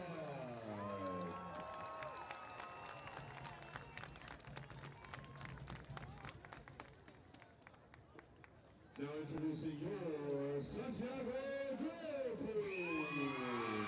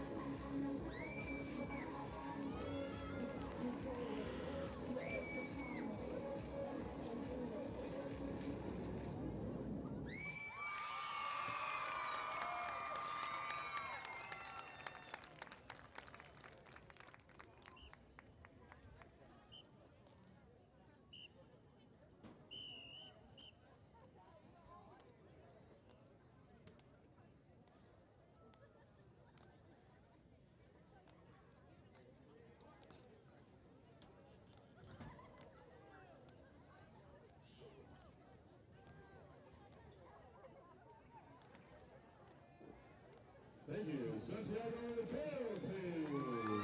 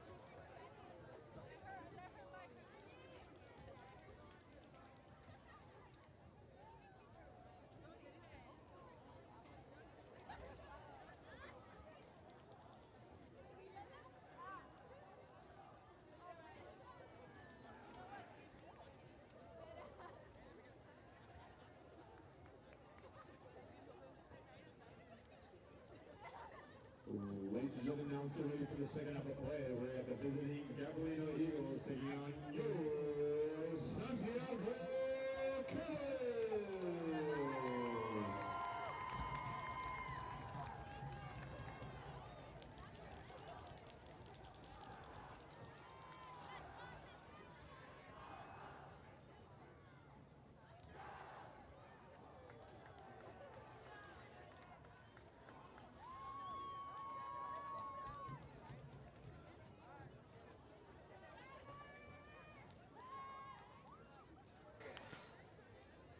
Here we are, Michael Mansour Stadium, Cavaliers of Santiago leading the Gabrielino Eagles 14-10 in a tight ball game here.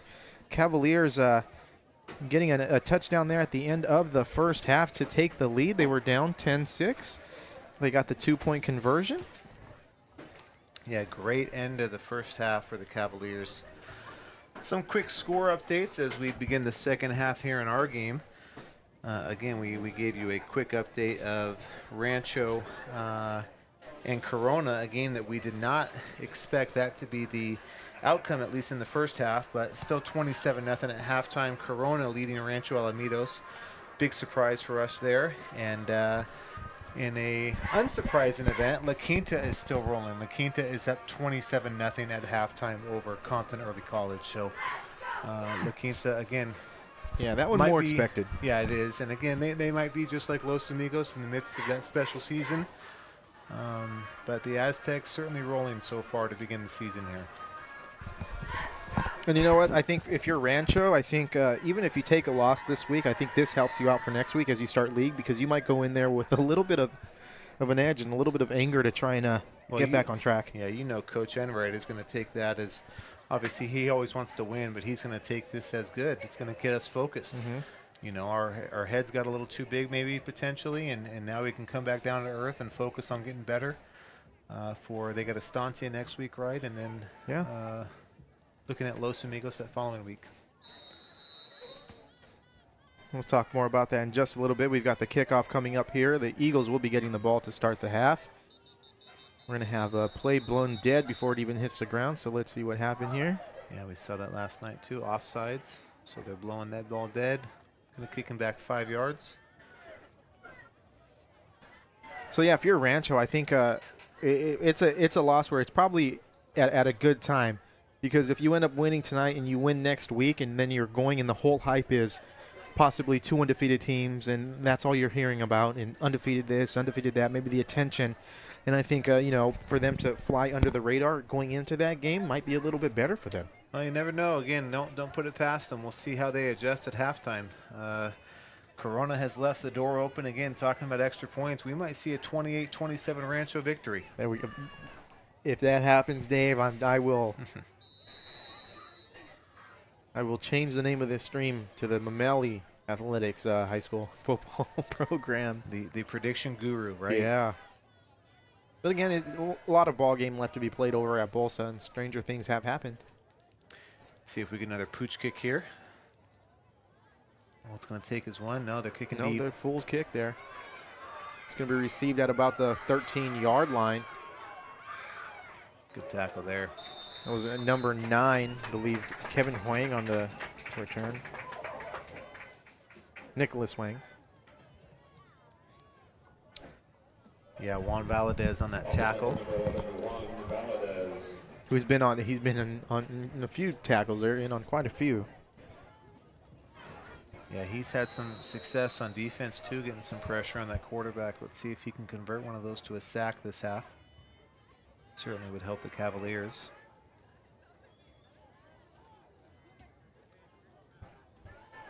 So yeah, as you mentioned, only the 3rd drive here for Gabrielino in this game.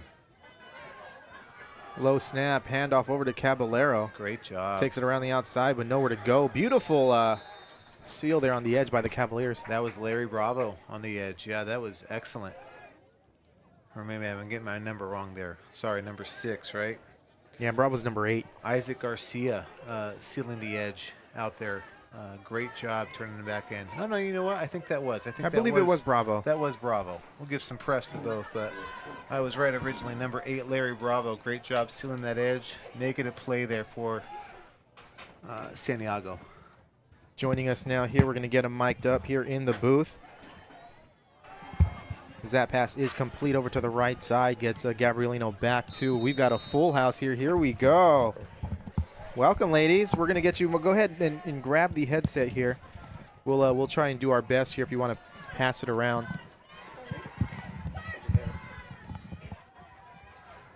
Here we go. Don't.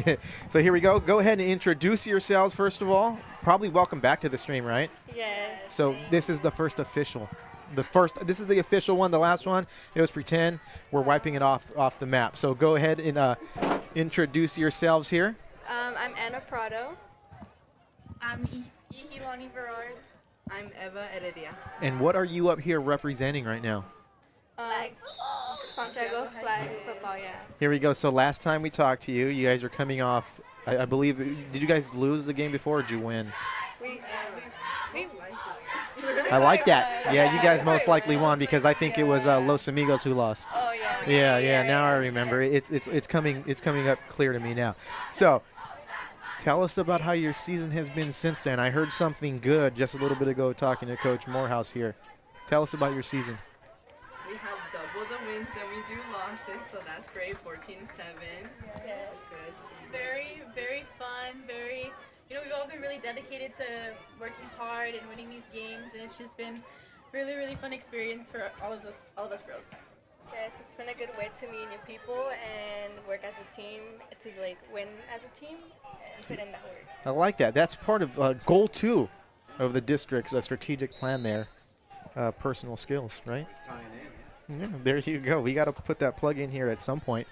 So, your league. How has your league been going? Well, like you said, we're winning a lot of 14. Coach told me that you guys.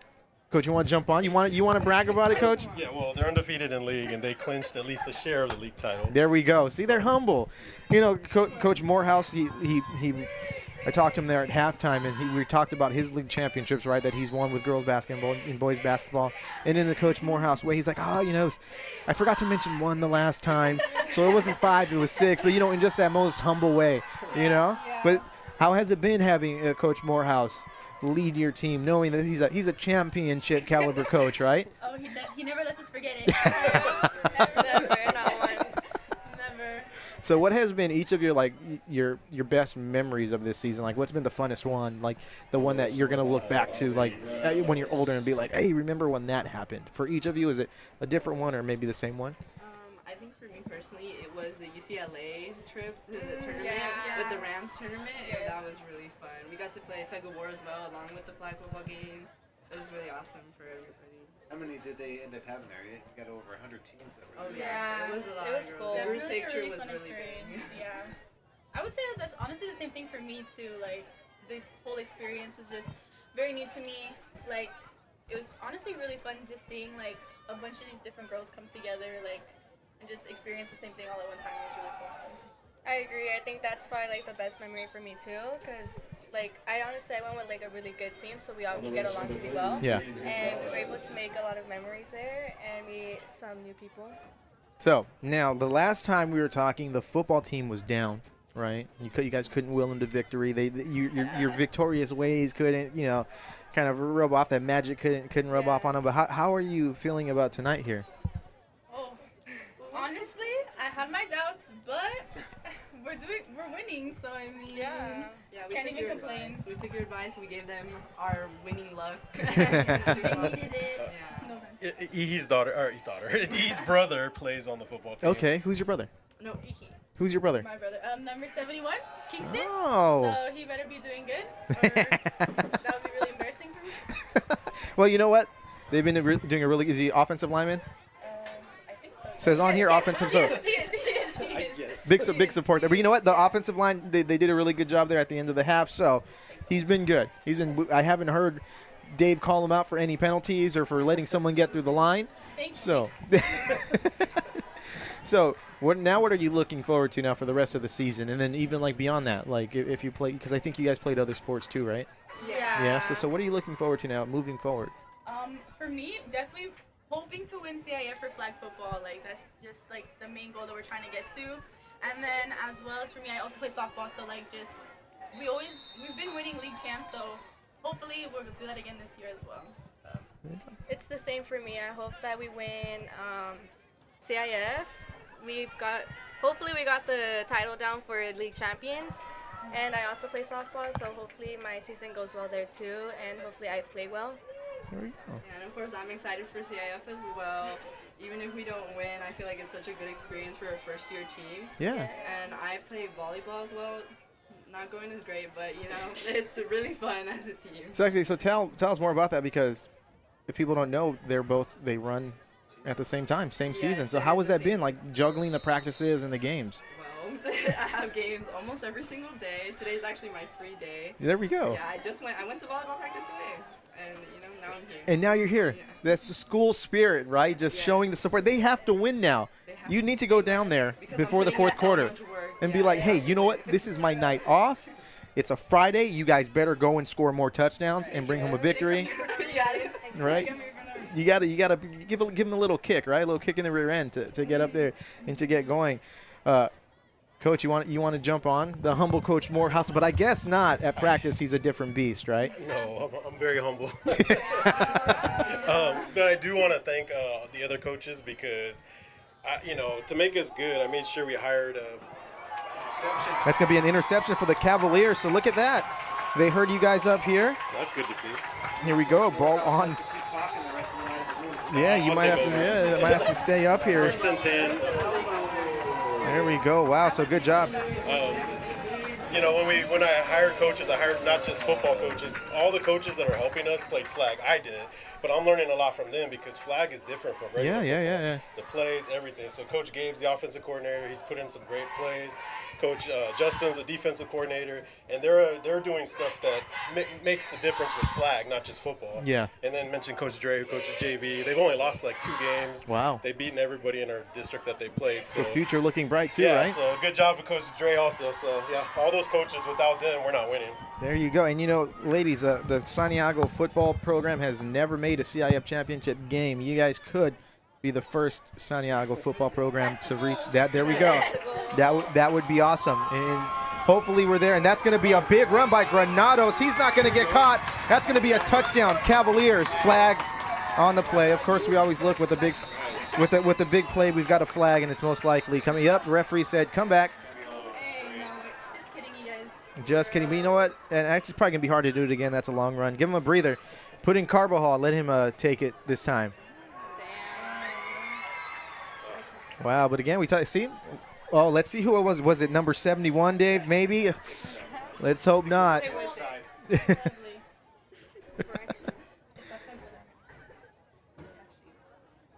Referees here trying to sort things out.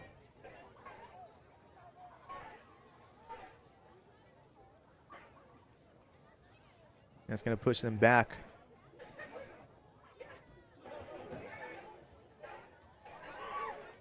Actually, no, they're waving off. Touchdown, Santiago. There we go. You know what I was going to say? Last night we had a penalty called off. Well, here we go. Touchdown, Cavaliers. So there we go. No one's brother was going to be harmed at the end of the night. So there we go. As the Cavaliers extend this lead. You are bringing the luck. We're just giving that good energy. They heard that you were going to go down there and give them a piece of your mind. They're like, that team's too tough, right? They're like, Save themselves. So, Coach, you want to tell us a little bit more? You're also a basketball coach. Yeah. So go ahead and run down the league championships this time, but the real number, not the humble number. We've won 5 of the last 6. That's And plus the girls' championship. Plus that the one girls' year. see? So, and then now we have the flag to add to that, which is nice. I can't wait to put that banner up in the gym. We always used to coach around there, joke around with Coach Friedman at Pacific about getting a statue. Might have to get a Morehouse statue out there. Maybe not yet. But. Maybe not yet. He said he didn't say no. And just start calling it the Morehouse Fieldhouse yourself. Oh, yeah, there you go, right? Yeah, there you go.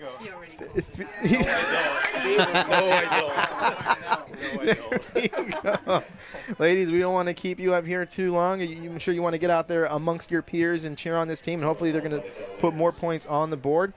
Thank you for coming up here again. I promise you this one was heard. It's going to be heard, so you guys can go back and watch yourselves. Right here, we got the little camera up here on the top. There we go. You know what? Do you guys want to give any shout-outs and say hi to anyone out there? Hi, Mom. Hi, Dad, if you're watching this. Love you guys. To my friends, hi. Ozzy, I saw you make that touchdown. Period. Good job. Good job. Yeah, So just hi proud. to my friends.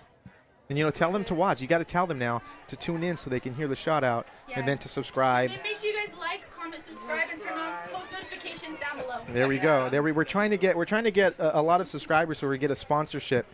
Anything food related. Food related would be great for us.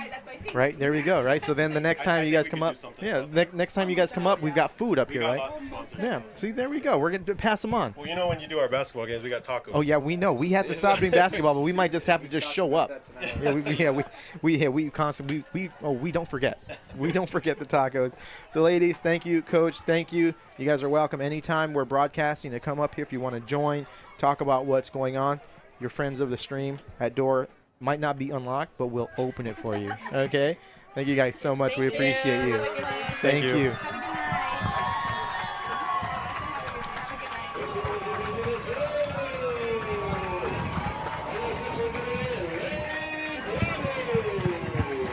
And that's a 2-point conversion there. Let's get the flag off here. No flag on the play. No flags. No flags.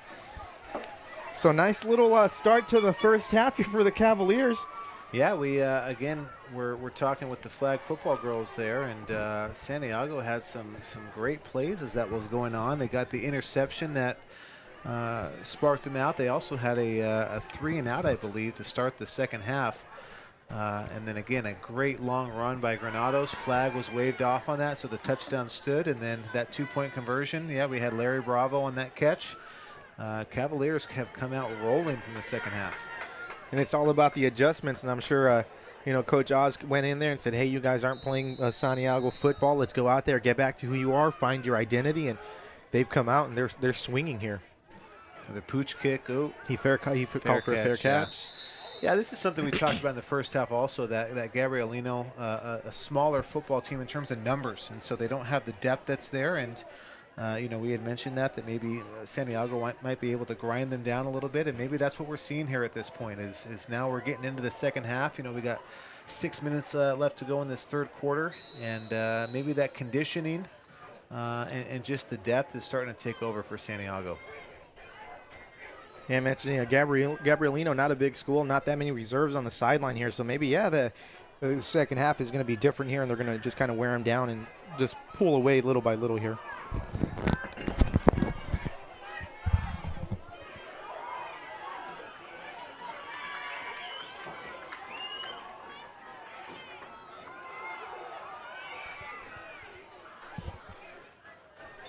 Again, want to make sure we think again. Coach Morehouse and the girls coming up again. They are doing great as we mentioned earlier in the broadcast, and then talking to them. Again, Coach Morehouse, like we talked about, super humble guy, but is very successful in everything that he does. He is such a tremendous asset to Santiago and their campus. As I mentioned, he is a big supporter of all of their sports. He is at almost every game that they have. You had those girls mentioned in softball. He will be out at those softball games as well. Ooh, oh wow! You got to watch out for Bravo. That's a big boy. And I just want to say we've had athletes on here, and each one of the athletes that we've had has been so well spoken and just so passionate about what they do, and just so excited to talk about their sport. And I think that's the greatest thing about this is it's a first-year program, but the pride that these girls have in it just shows when they're talking about it. You can just hear it in their voice and their inflection, their excitement level, and just the experiences that they're talking about. A big third down here. Pass over them. That's going to be complete to number 3 here. Yeah, we talked about this in the first half, that Gabrielino was just taking the underneath passes, just running the underneath routes and taking kind of the dink and dunk approach. But so far here in the second half, they have been pushing the ball down the field a little bit with their passes. Saw Santiago intercept one of those, but certainly a mid-range gain this last one. See if there is an adjustment for them the rest of this half. That was Tyler Bernardo on that reception, by the way. See if we get a little bit more vertical passing game from them. Loban getting ready to take the snap. Quick pass over here to the left side. That's going to be complete. Number 7, Ethan Tran makes a move, still on his feet, but doesn't get anywhere. Gabrielino running a up-tempo offense here, and we're going to have a timeout. Chris Ramirez looks like he got a little injured on that tackle there. Made a good tackle. Now we're going to have a referee timeout. Yeah, Chris Ramirez there again. One-on-one in the tackle. We had mentioned that before. Santiago having a little trouble with their tackling there, but again, Chris Ramirez there. Great tackle, but did get a little shaken up.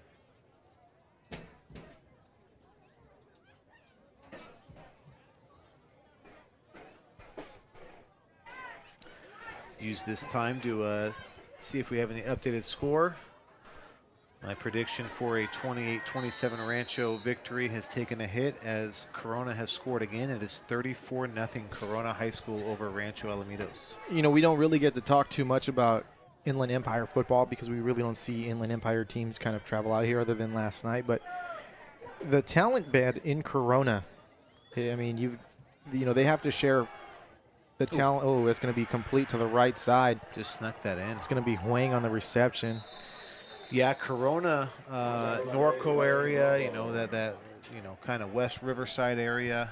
Yeah, they have really become what Orange County was for a number of years, that their youth sports has just exploded out there. A lot of families have moved out there, obviously, and that youth sport explosion has now made its way into high school, and yeah, it is a different beast out there.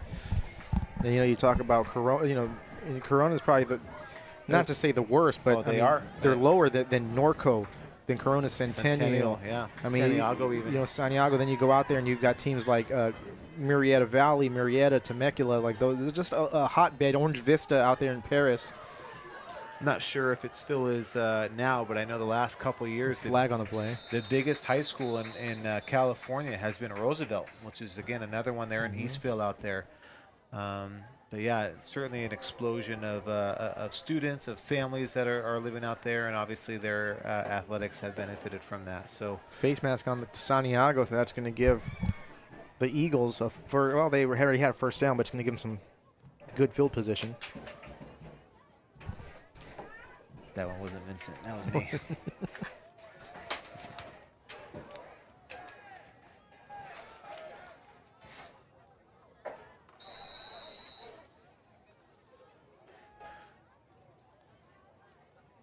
First down, handoff, looks like a touchdown. So the Eagles answer with a touchdown of their own as they cut this lead down to 6. Isaiah Caballero there on the touchdown. Caballero has been all over the field here for tonight, doing a good job for the Eagles. Good response for the Eagles there. Again, certainly what you want. You go down 2 scores and have a quick drive. Again, uncharacteristic of what they had in the first half, where they had 2 long drives, and this was certainly a quick drive here. I think it was a 2-minute drive they took over with 6 minutes left. And both teams are already going to exceed the number of drives they had in the first half. That field goal or that extra point is good. 17, and that's refreshing to see a team with a kicker who can do extra points and field goals consistently. Yeah. So now it's the Cavaliers' turn to answer. 4 minutes left to go here in the in the third quarter. GGUSD Athletics High School football. Dave Lamelli joined here with me, David Mora. We always have a fun time bringing you the action here from either Mansour or Bolsa Stadium. And that one time at Ocean View. Yeah, that was a fun one. That was cool. It was. Appreciate the hospitality there from Tim Walsh, their AD, and the rest of the admin at Ocean View.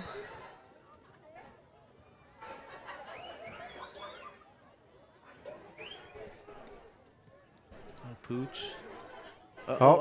He went out of bounds off of him, so it's not going to be a penalty.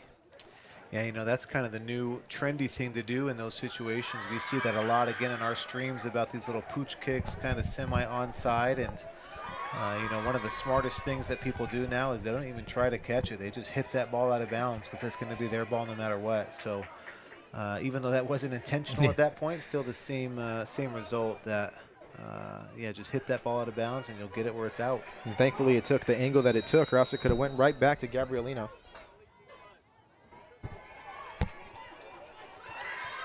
You got trips down here into the boundary. A lot of field up to the top of the screen there. Granados over to the left side, using that side of the field.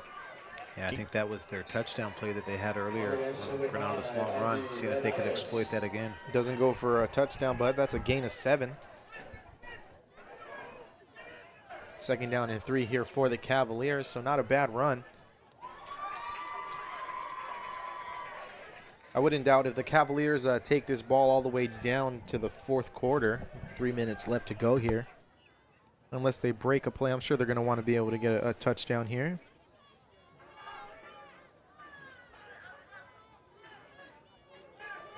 Trips right again here for the Cavaliers. Carbajal back in. Carbajal hard to take down, still on his feet at the 40, the 35, still on his feet at the 30, 1st down. I know we mentioned this first half, but I am very impressed with Carbajal. His footwork and patience is just elite. He comes up limping a little bit though, Dave. Maybe a little tweak on the ankle there. Love to see his feet continue to move, even if it's just lateral or in place. Just keep those feet moving. Let your lineman work, open up those holes, and he's finding them. Yeah, hopefully just a little tweak here can just run that off and get back in. But certainly the Cavaliers have found a good 1-2 punch tonight between Granados and Carbajal. And this is something that we didn't see in the first game when we saw them against Los Amigos. Again, Granados in there one more time. Hand off to Granados, up the middle, still on his feet, driving. Gain of about 9 yards on the play.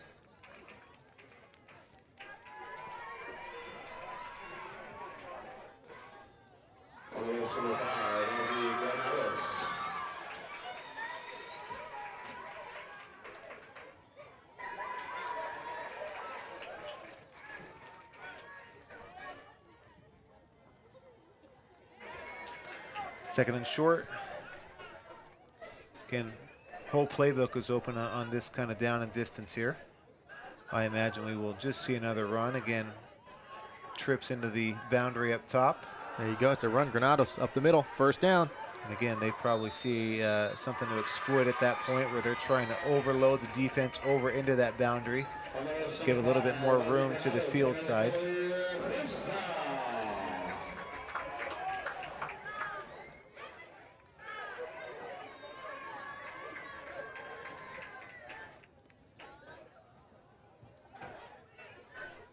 Cavaliers marching right back up the field.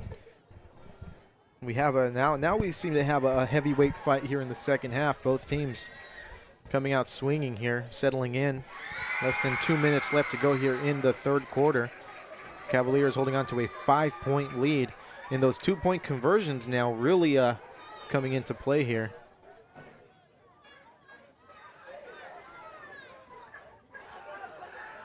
Gonzalez keeps himself around the right side. He's got a lot of field, still on his feet. Good pursuit there. And number 80 for Gabrielino. Don't have that number, but that was good pursuit and tackle there for them. Gonzalez with a gain of about 6 yards on the play. That brings up 2nd down and 4 for the Cavaliers. Ball inside the 10-yard line.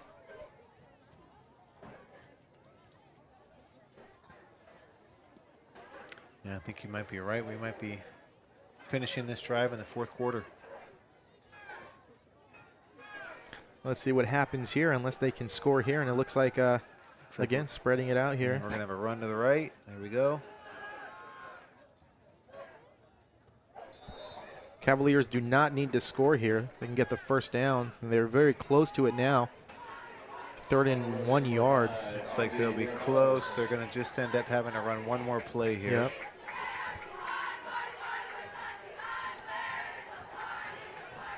And 1 yard is all they need, and sometimes it feels like that 1 yard is inevitable, but hey, it's high school football, and sometimes that 1 yard might as well be 5. Again, trips up top. Carbajal in the game, so let's see. Definitely going to be a handoff to him, we could assume. He's the more powerful running back. No, Gonzalez going to keep it to the left side. Touchdown, Cavaliers. Yeah, good fake there.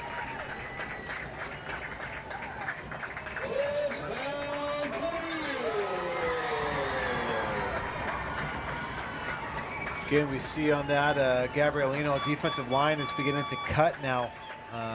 That is usually a sign that they have capitulated a little bit. They've kind of given up, that they can't win that battle anymore, so they're just trying to cause some piles.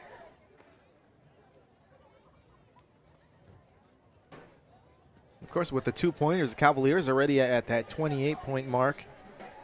So it's a good play there by Coach Oz. We're going to run the same play again here. Carbajal in again. See if Gonzalez keeps it or hands it off. Hands it off this time. He's going to have it. I think he dig it in. There we go. 13-point lead now for the Cavaliers.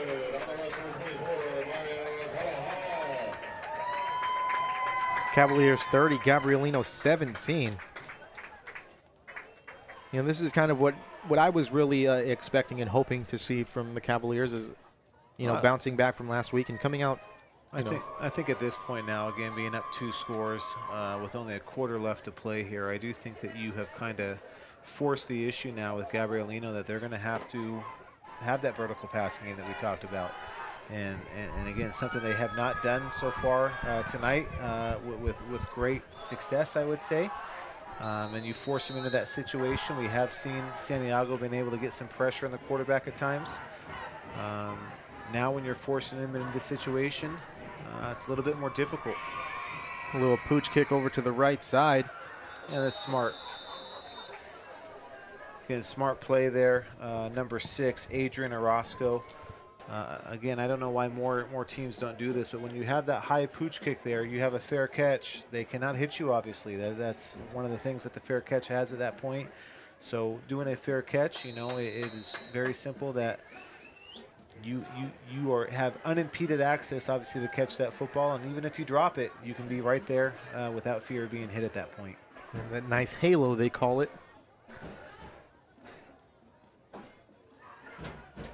So let's see how Gabrielino answers that last scoring drive. They did a fantastic job on their last drive, getting down the field and scoring a touchdown.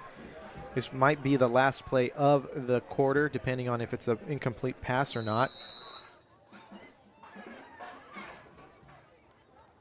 Lobin takes a snap, drops back to pass. Oh, he slips a little bit, but lets that one go over the middle. It's going to be caught. Oh, my goodness, Dave. That's going to be a touchdown. Wow. They did not like my commentary there because they come out and they do a vertical pass. That was number 9, right away. Nicholas Huang on the touchdown. Yeah, that was a great pass. And here we go. It's turning into a barn burner. Yeah, Lobin with a great pass just over the outstretched fingers of that Cavalier defender. But, man, you can't ask for a better response than that. One-play scoring drive there. And we thought that would be the last. And they heard me. They said this is not going to be the last play of the quarter. Again, now this field goal, pretty big. Let's see. I mean, this is kickoff, or extra point. He missed it. Short, yeah. Big. Now that's huge. Yeah, so that leaves the Cavaliers up 1 full score here. Again, as always, things tend to even out. We just flew through that first half, and we're making up for it now in the second half here. Haven't been able to get past this third quarter now. Yeah, but it was just kind of like the end of that second quarter where with 4 minutes left, we were at about 7:36, and it didn't end until about 8 o'clock. But yeah, Gabrielino missing that kick, and again with Coach Oz going for 2. If they would have missed that last 2-pointer, it would have been a touchdown wins the game for Gabrielino. But now it's not only a touchdown, but now you have to make an extra point, and you're coming off of a miss. Well, we saw it in the first half. The last team with the ball is the one that ended up taking leading the lead at halftime. Yeah. We might see that here. That last team with the ball is the one that's going to win. Both teams now outpacing their max preps prediction. That means they're probably both going to get a nice little boost in their rating. Oh, it's kicked over to the right. Santiago's got it. We have another update here from Rancho. Rancho is on the board, so it's now 34-7. Corona leading Rancho Alamitos. Here we go. The comeback is on. Still looks like they just started the fourth, so let's see if they can practice their hurry up.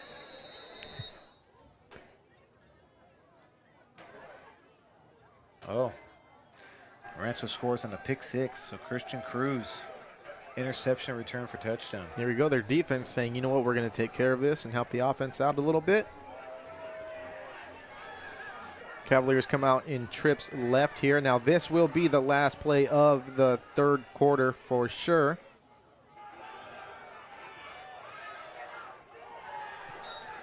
Looks like handoff to Granados goes nowhere. Yeah, that Gabrielino sideline super pumped up and fired up.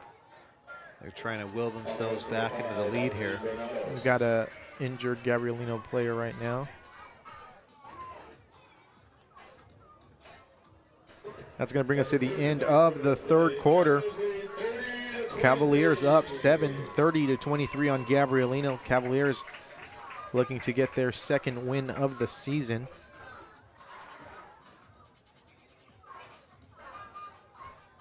Here we go, 12 minutes left. Let's see what each team has left in the tank here.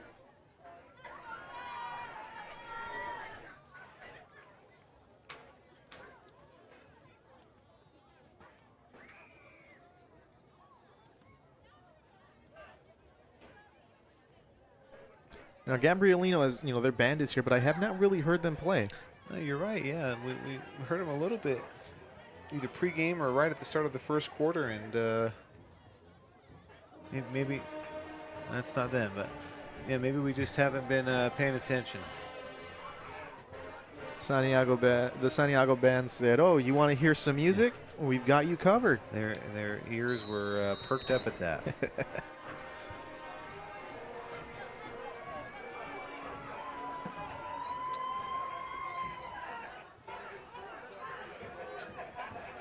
I think that's what we got to work on next. Dave is a interview with a band member. Beautiful catch by Bravo there, still on his feet. Yeah, I wonder if that was a design play or if that's the new thing that we've seen in college football, that RPO, run pass option. Again, not sure if that was a design play from Coach Oz or if James Gonzalez just saw that and pulled it out and hit that little slant there. Bravo has to come off the field because his helmet popped off. Into the game, looks like our running back is going to be number 22, Matthew Ramirez. Actually, no, Ramirez is at receiver. You got Granados in there.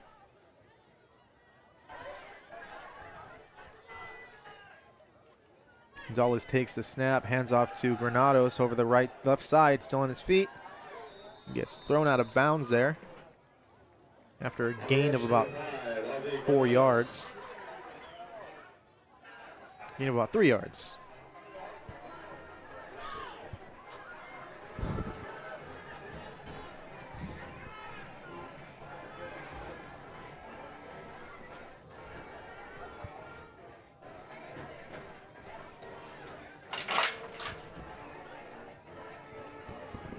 It's just Vincent making more noise here.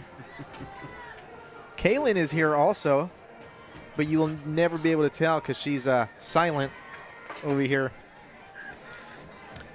Silent but perfect on her camera work. Always doing a steady job. Granados handoff to the left side, gets nowhere. Maybe to the line of scrimmage. Yeah, they've been running this play a lot tonight, especially in the second half, where, again, they seem to have their receivers either doubles or trips on one side, and they are running away from the receivers into the tight end side. Again, sometimes with that counter look where you have two linemen pulling, sometimes with that trap look where they just have that one guard pulling. Big third down play here. We might have seen, though, Gabrielino has caught on to that and is finally stepping in. This is probably two-down territory for the Cavaliers. Carbajal. That's the thing about Carbajal is he's going to get you those yards. That's beautiful. Close to the first down. Certainly better, a better down in distance here on fourth down. It's about 4th and 2. Say keep him in the game and just go, challenge him one more time. Force him to stop him. And actually you got Granados in there now. Looks like, yeah, we have a change here. I wonder. A big change here, but Granados and Carbajal still in the game. So, Dave, a little bit of a full house here. Here we go. Maybe a lead block, Carbajal lead blocking here for Granados. I Let's think see. this is just going to be a keeper. Yeah, they ran this on a 2-point Oh, beautiful. conversion. That's a first down. Still on his feet, Gonzalez, all the way up to the 25-yard line. That's Bravo. Oh, Bravo. Oh, Bravo. There we go. Yeah, so they ran that exact play on one of their 2-point conversions and just run up and bully ball. And those are some big bullies who were in the game there, as we have a Gabrielino player shaking up here on the field. Looks like a cramp. Yeah, we're looking at get that. Oh, yeah, there we get go. that calf going. There we go. I never really understood that. That was never me when I had a cramp playing. Is I would never lie there. I was always trying to grab at my calf and Trying to stay fix in. it myself, do something with it. But all these players are much more calm, cool, and collected than I was. But you know what, Dave? This actually helps with tempo. Yes. Right? You get your team a little bit of a breather. You kind of get Santiago off of that rhythm. Yeah, for those of you out there watching and listening, again, you want to avoid getting cramps in a game. Again, you got to be hydrated. Some of the common remedies we've talked before on the stream about. Again, pickle juice. Yeah. Certainly one. Drink some pickle juice. That'll get that salt back into you. Bananas with potassium, right? Get that. Pedialyte is another popular one. Then you get to our age, and the cramps have nothing to do with anything, and you're just walking, and you seize up. Yeah, the worst is when you're going down the stairs or up the stairs, and you're just like, all right, just leave me here. So Cavaliers first down here from the 24-yard line. Trips right. Oh, Gonzalez keeps it to himself around the right side. Lets that ball go. That's going to be, flag on the play. So let's see what the call is here, because that was a. It's going to be lineman downfield. Oh, okay. So again, that's the problem with those RPOs, those run-pass options.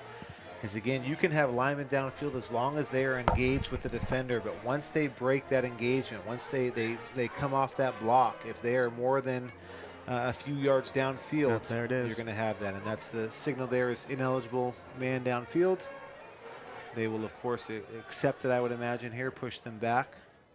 I would accept it. I'd rather see a 1st and 10 than a 2nd and 10. Or sorry, 1st and 20 than a 2nd and 10.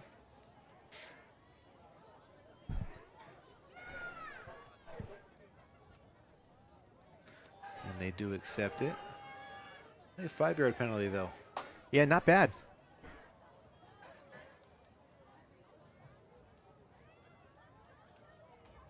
But again, that answers a question I had asked earlier, whether that was designed or whether that is a option. It looks to be that is up to James Gonzalez, what he sees out there, whether he is handing that off or pulling it quickly and finding a receiver to pass to. This time he hands it off to Carbajal, who gets met immediately. And that defender makes a stop, but took a good little hit. Yeah, I think that's probably the first time tonight that Carbajal has been tackled behind the line of scrimmage. Brings up 2nd down for the Cavaliers. Clock not an issue yet, but Cavaliers have had the ball going on 4 minutes now. Well, if you're Gabrielino, you don't care about that so much. Remember, they're coming off a one-play strike. That's for a right. You know what? touchdown. That's true.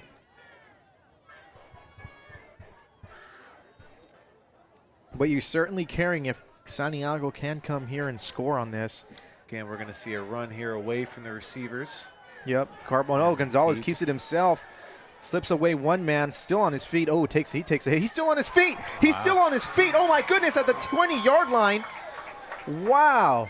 Great job. Yeah, so again, Gonzalez there probably made the wrong read. Probably should have handed that off to Carbajal. He should have handed it off to Carbajal. I bet he thought that afterwards and said, man, I made a mistake. I got to make up for it. Now let me just keep going and not be tackled. That was 2nd, 3rd, and 4th effort on that one. Yeah. Yeah, great job by him. Again, puts him in 3rd and manageable now. Again, this is going to be 2 downs to get the 1st down here. They will definitely go for this on 4th down if they don't gain a yard.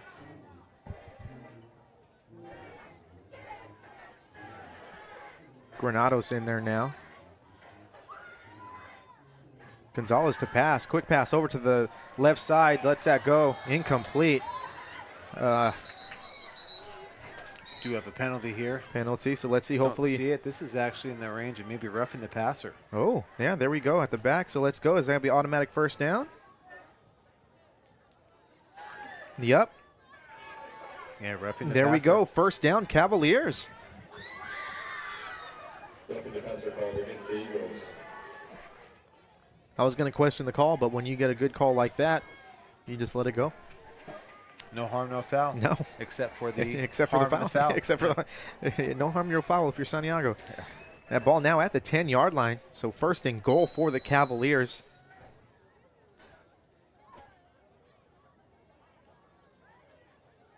Yeah, again, take your time here. Slow, methodical. Just run your offense. I think Coach Oz is calling a fantastic game here so far tonight, Dave. Yeah, definitely.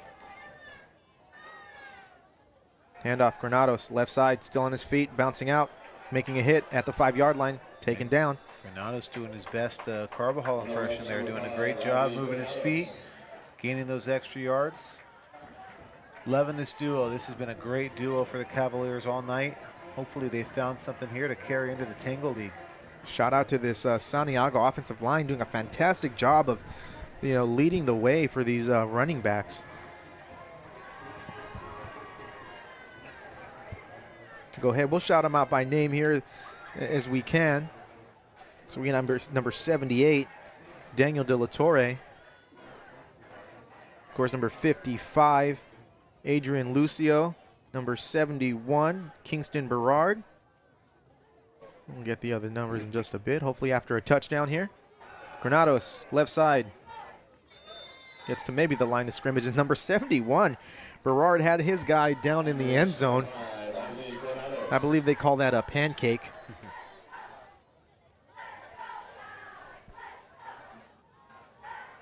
Looks like we have number 52 also, Salvador Rubio.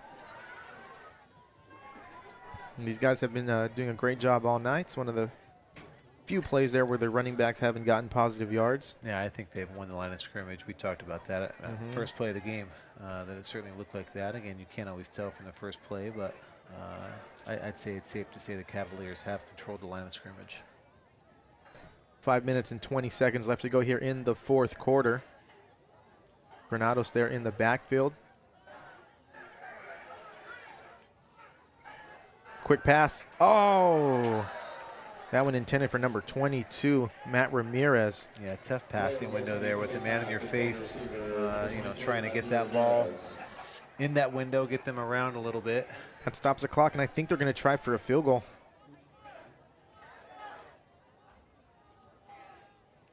So this is a first for us tonight. Yeah. First time we've seen a attempted kick. Sebastian Luna in there to attempt the kick. So make it a 2-score game. Could be play of the night here. It's up. It's good. He missed it. Oh, he missed it. Oh, man, to the left? Wide Yep, left. wide left. Oh, but he had power on that one. It's going to be first down, Gabrielino. They're going to take the ball over. Is it going to be at the 20 or the 10?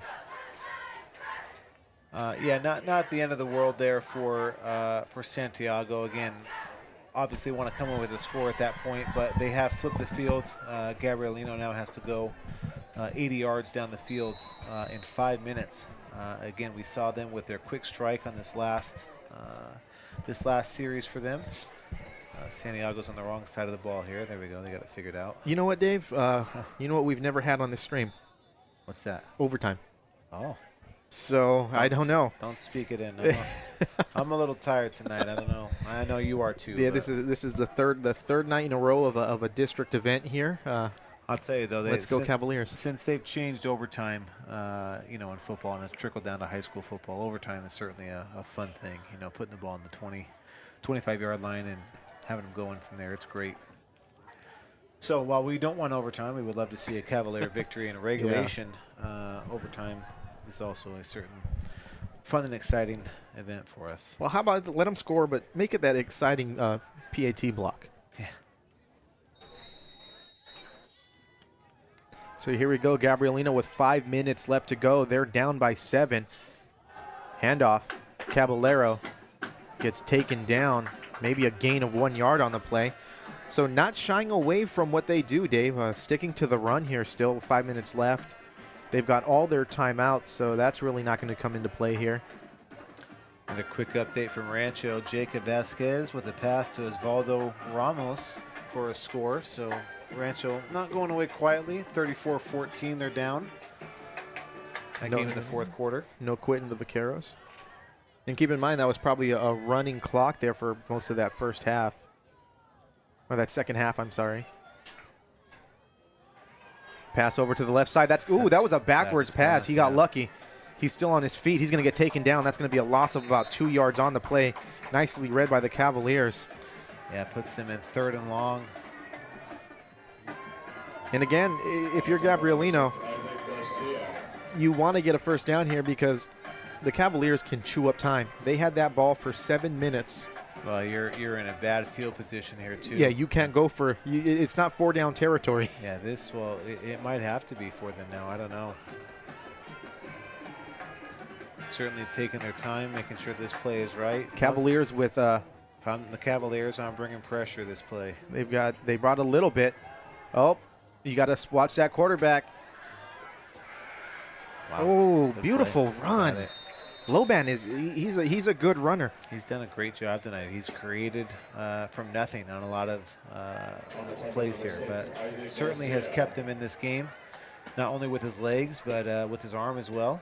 A lot of dink and dunk passes, but had a deep pass in this last one. That might have been the play of the game, depending on how it ends here for Gabrielino. That was a good pickup on a 3rd and long. Yeah, we'll have some hometown cooking here. I like that Granados long touchdown run.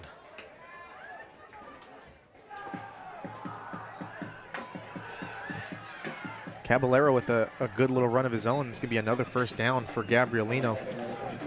Yeah, Cavs filled that run there. Almost got that hole closed up before the running back could hit it there, but found a little seam, was able to cut it up. And the Gabrielino band is alive, Dave. Again, you aren't supposed to play while your team's in formation, but if it's your team, they won't penalize you for that. And they stop. There we go. Loban takes the snap. Handoff Caballero again. They're sticking to the run and doing a good job of it. He gets out of bounds. We've seen that a couple times tonight with Santiago not being able to set the edge. It's going to be important here on this drive, whether it's quarterback scramble or just outside stretch. We do have a final from La Quinta. La Quinta improves to 5-0 now. They won their game 48-14. Congrats to the Aztecs. Yeah.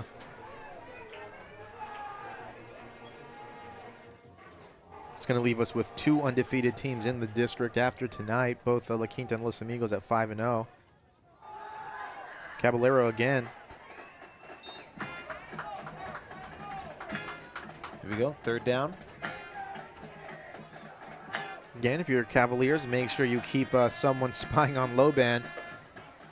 Again, not as long of a 3rd down. Way more friendly if you're Gabrielino on this 3rd down than the last one. I'm expecting a handoff to Caballero here. Yeah, I'm a little bit more aggressive. I might just bring 9. Cover your 2 receivers, bring 9, and just overwhelm. They got 3. They got 3 receivers out there. They had one at the top. He's going to pass over here to the left side. He's going to pump fake. Drive. Good job. Here we go. Job. Yeah, number 13 there, Chris Ramirez. Great drive on that pass. This is definitely 4-down territory, though. Perfect spot to go for it here, and they are. Well, and this is probably the game. If the Cavaliers going to stop here, there's probably not enough time left in the game, so this could be the ball game. Big play here. Let's see what Gabrielino draws up. Hard count. Now they're going to take a timeout. There we go. So this is big. So now they are down to 2 timeouts. So certainly at this point now, with only 2 timeouts, if they do not convert this 4th quarter, the Cavaliers can all but run this timeout. Big play here. Wow, this game is shaped up to be a good one. One of the more exciting games we've had on the stream this season. Last non-league game. I think we will still see a hard count coming out of this timeout. Again, they're going to try to draw them off sides, and then we'll see what they come up with. If you are their coach, what are you calling right now? I think I'm going to Caballero. Caballero's done a good job. He's quick. He's getting up to the line quicker than Santiago's been able to close it up. I don't know if you take a chance on a pass, but then again, Loban's a good runner. I think I'm doing a rollout. Give me a rollout pass. Give him the option to pass or run it.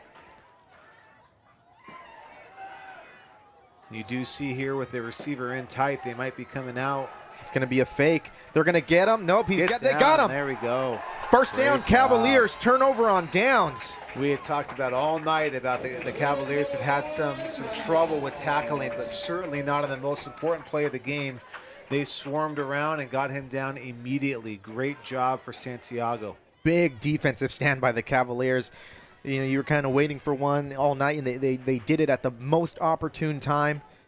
Hopefully it's just, you know, of course, Gabrielino has 3 timeouts here, so they can still get the ball. There's 2. Okay, 2. It shows 3, but they did call one right now. First down guarantees that Santiago wins this game. They can run the clock out.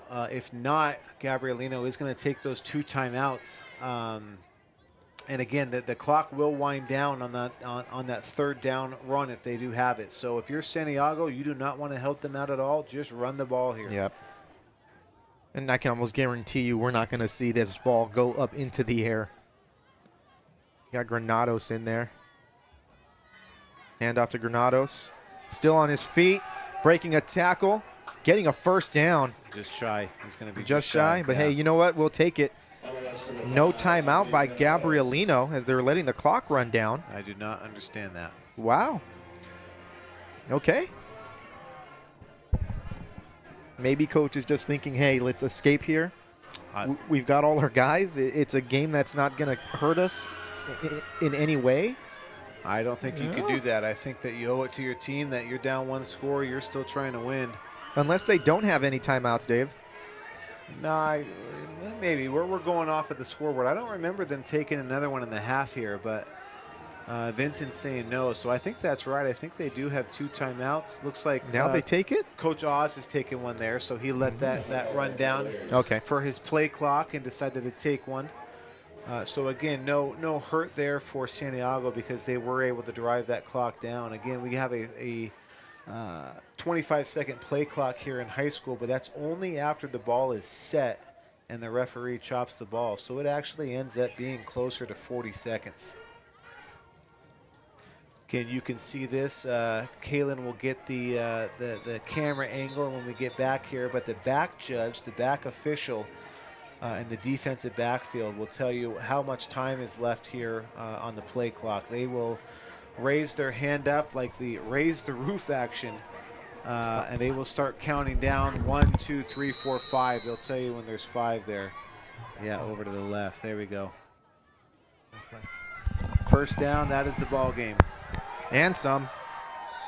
Now again, if you are Granados there, you want to learn, you want to stay in bounds on that. The clock will stop when you get a first down, but they will chop it again. Now that he went out of bounds, they won't have that. But again, Coach Oz at this point can just take a knee. And for the Cavaliers, they're going to improve to 2-3 and go into league with a little bit of momentum, barring anything catastrophic here. And we're going to take that as a signal. I almost forgot here. Dave was so into the game, it got so exciting, he forgot to get down there. Dave's got to go take his picture here. My victory picture, yeah. Hopefully a victory picture as they are in. There we go. And there we go. Dave's going to have to he's going to have to crowd surf all the way down. So the Cavaliers are going to win this football game 30-23. Fantastic game. A healthy dose of Gonzalez, Granados. Who else did we have there? We had Carbajal, a beautiful defensive stand there in the fourth quarter to stop Gabrielino. You had an interception in just a fantastic game here by the Cavaliers. Congratulations to them. Thank you, everyone, for tuning in. Remember, subscribe to GGUSD Athletics on YouTube. Follow us on Instagram, on X, on Facebook. Spread the word. You can watch this game, over and over again. For Vincent, for Kaylin, I am David Mora. Special thank you to Coach Morehouse and the flag football team from Santiago for sending some representatives up here. This has been GGUSD Athletics High School Football. We will see you next week. Bolsa Grande, La Quinta, rivalry game right here on GGUSD Athletics High School Football.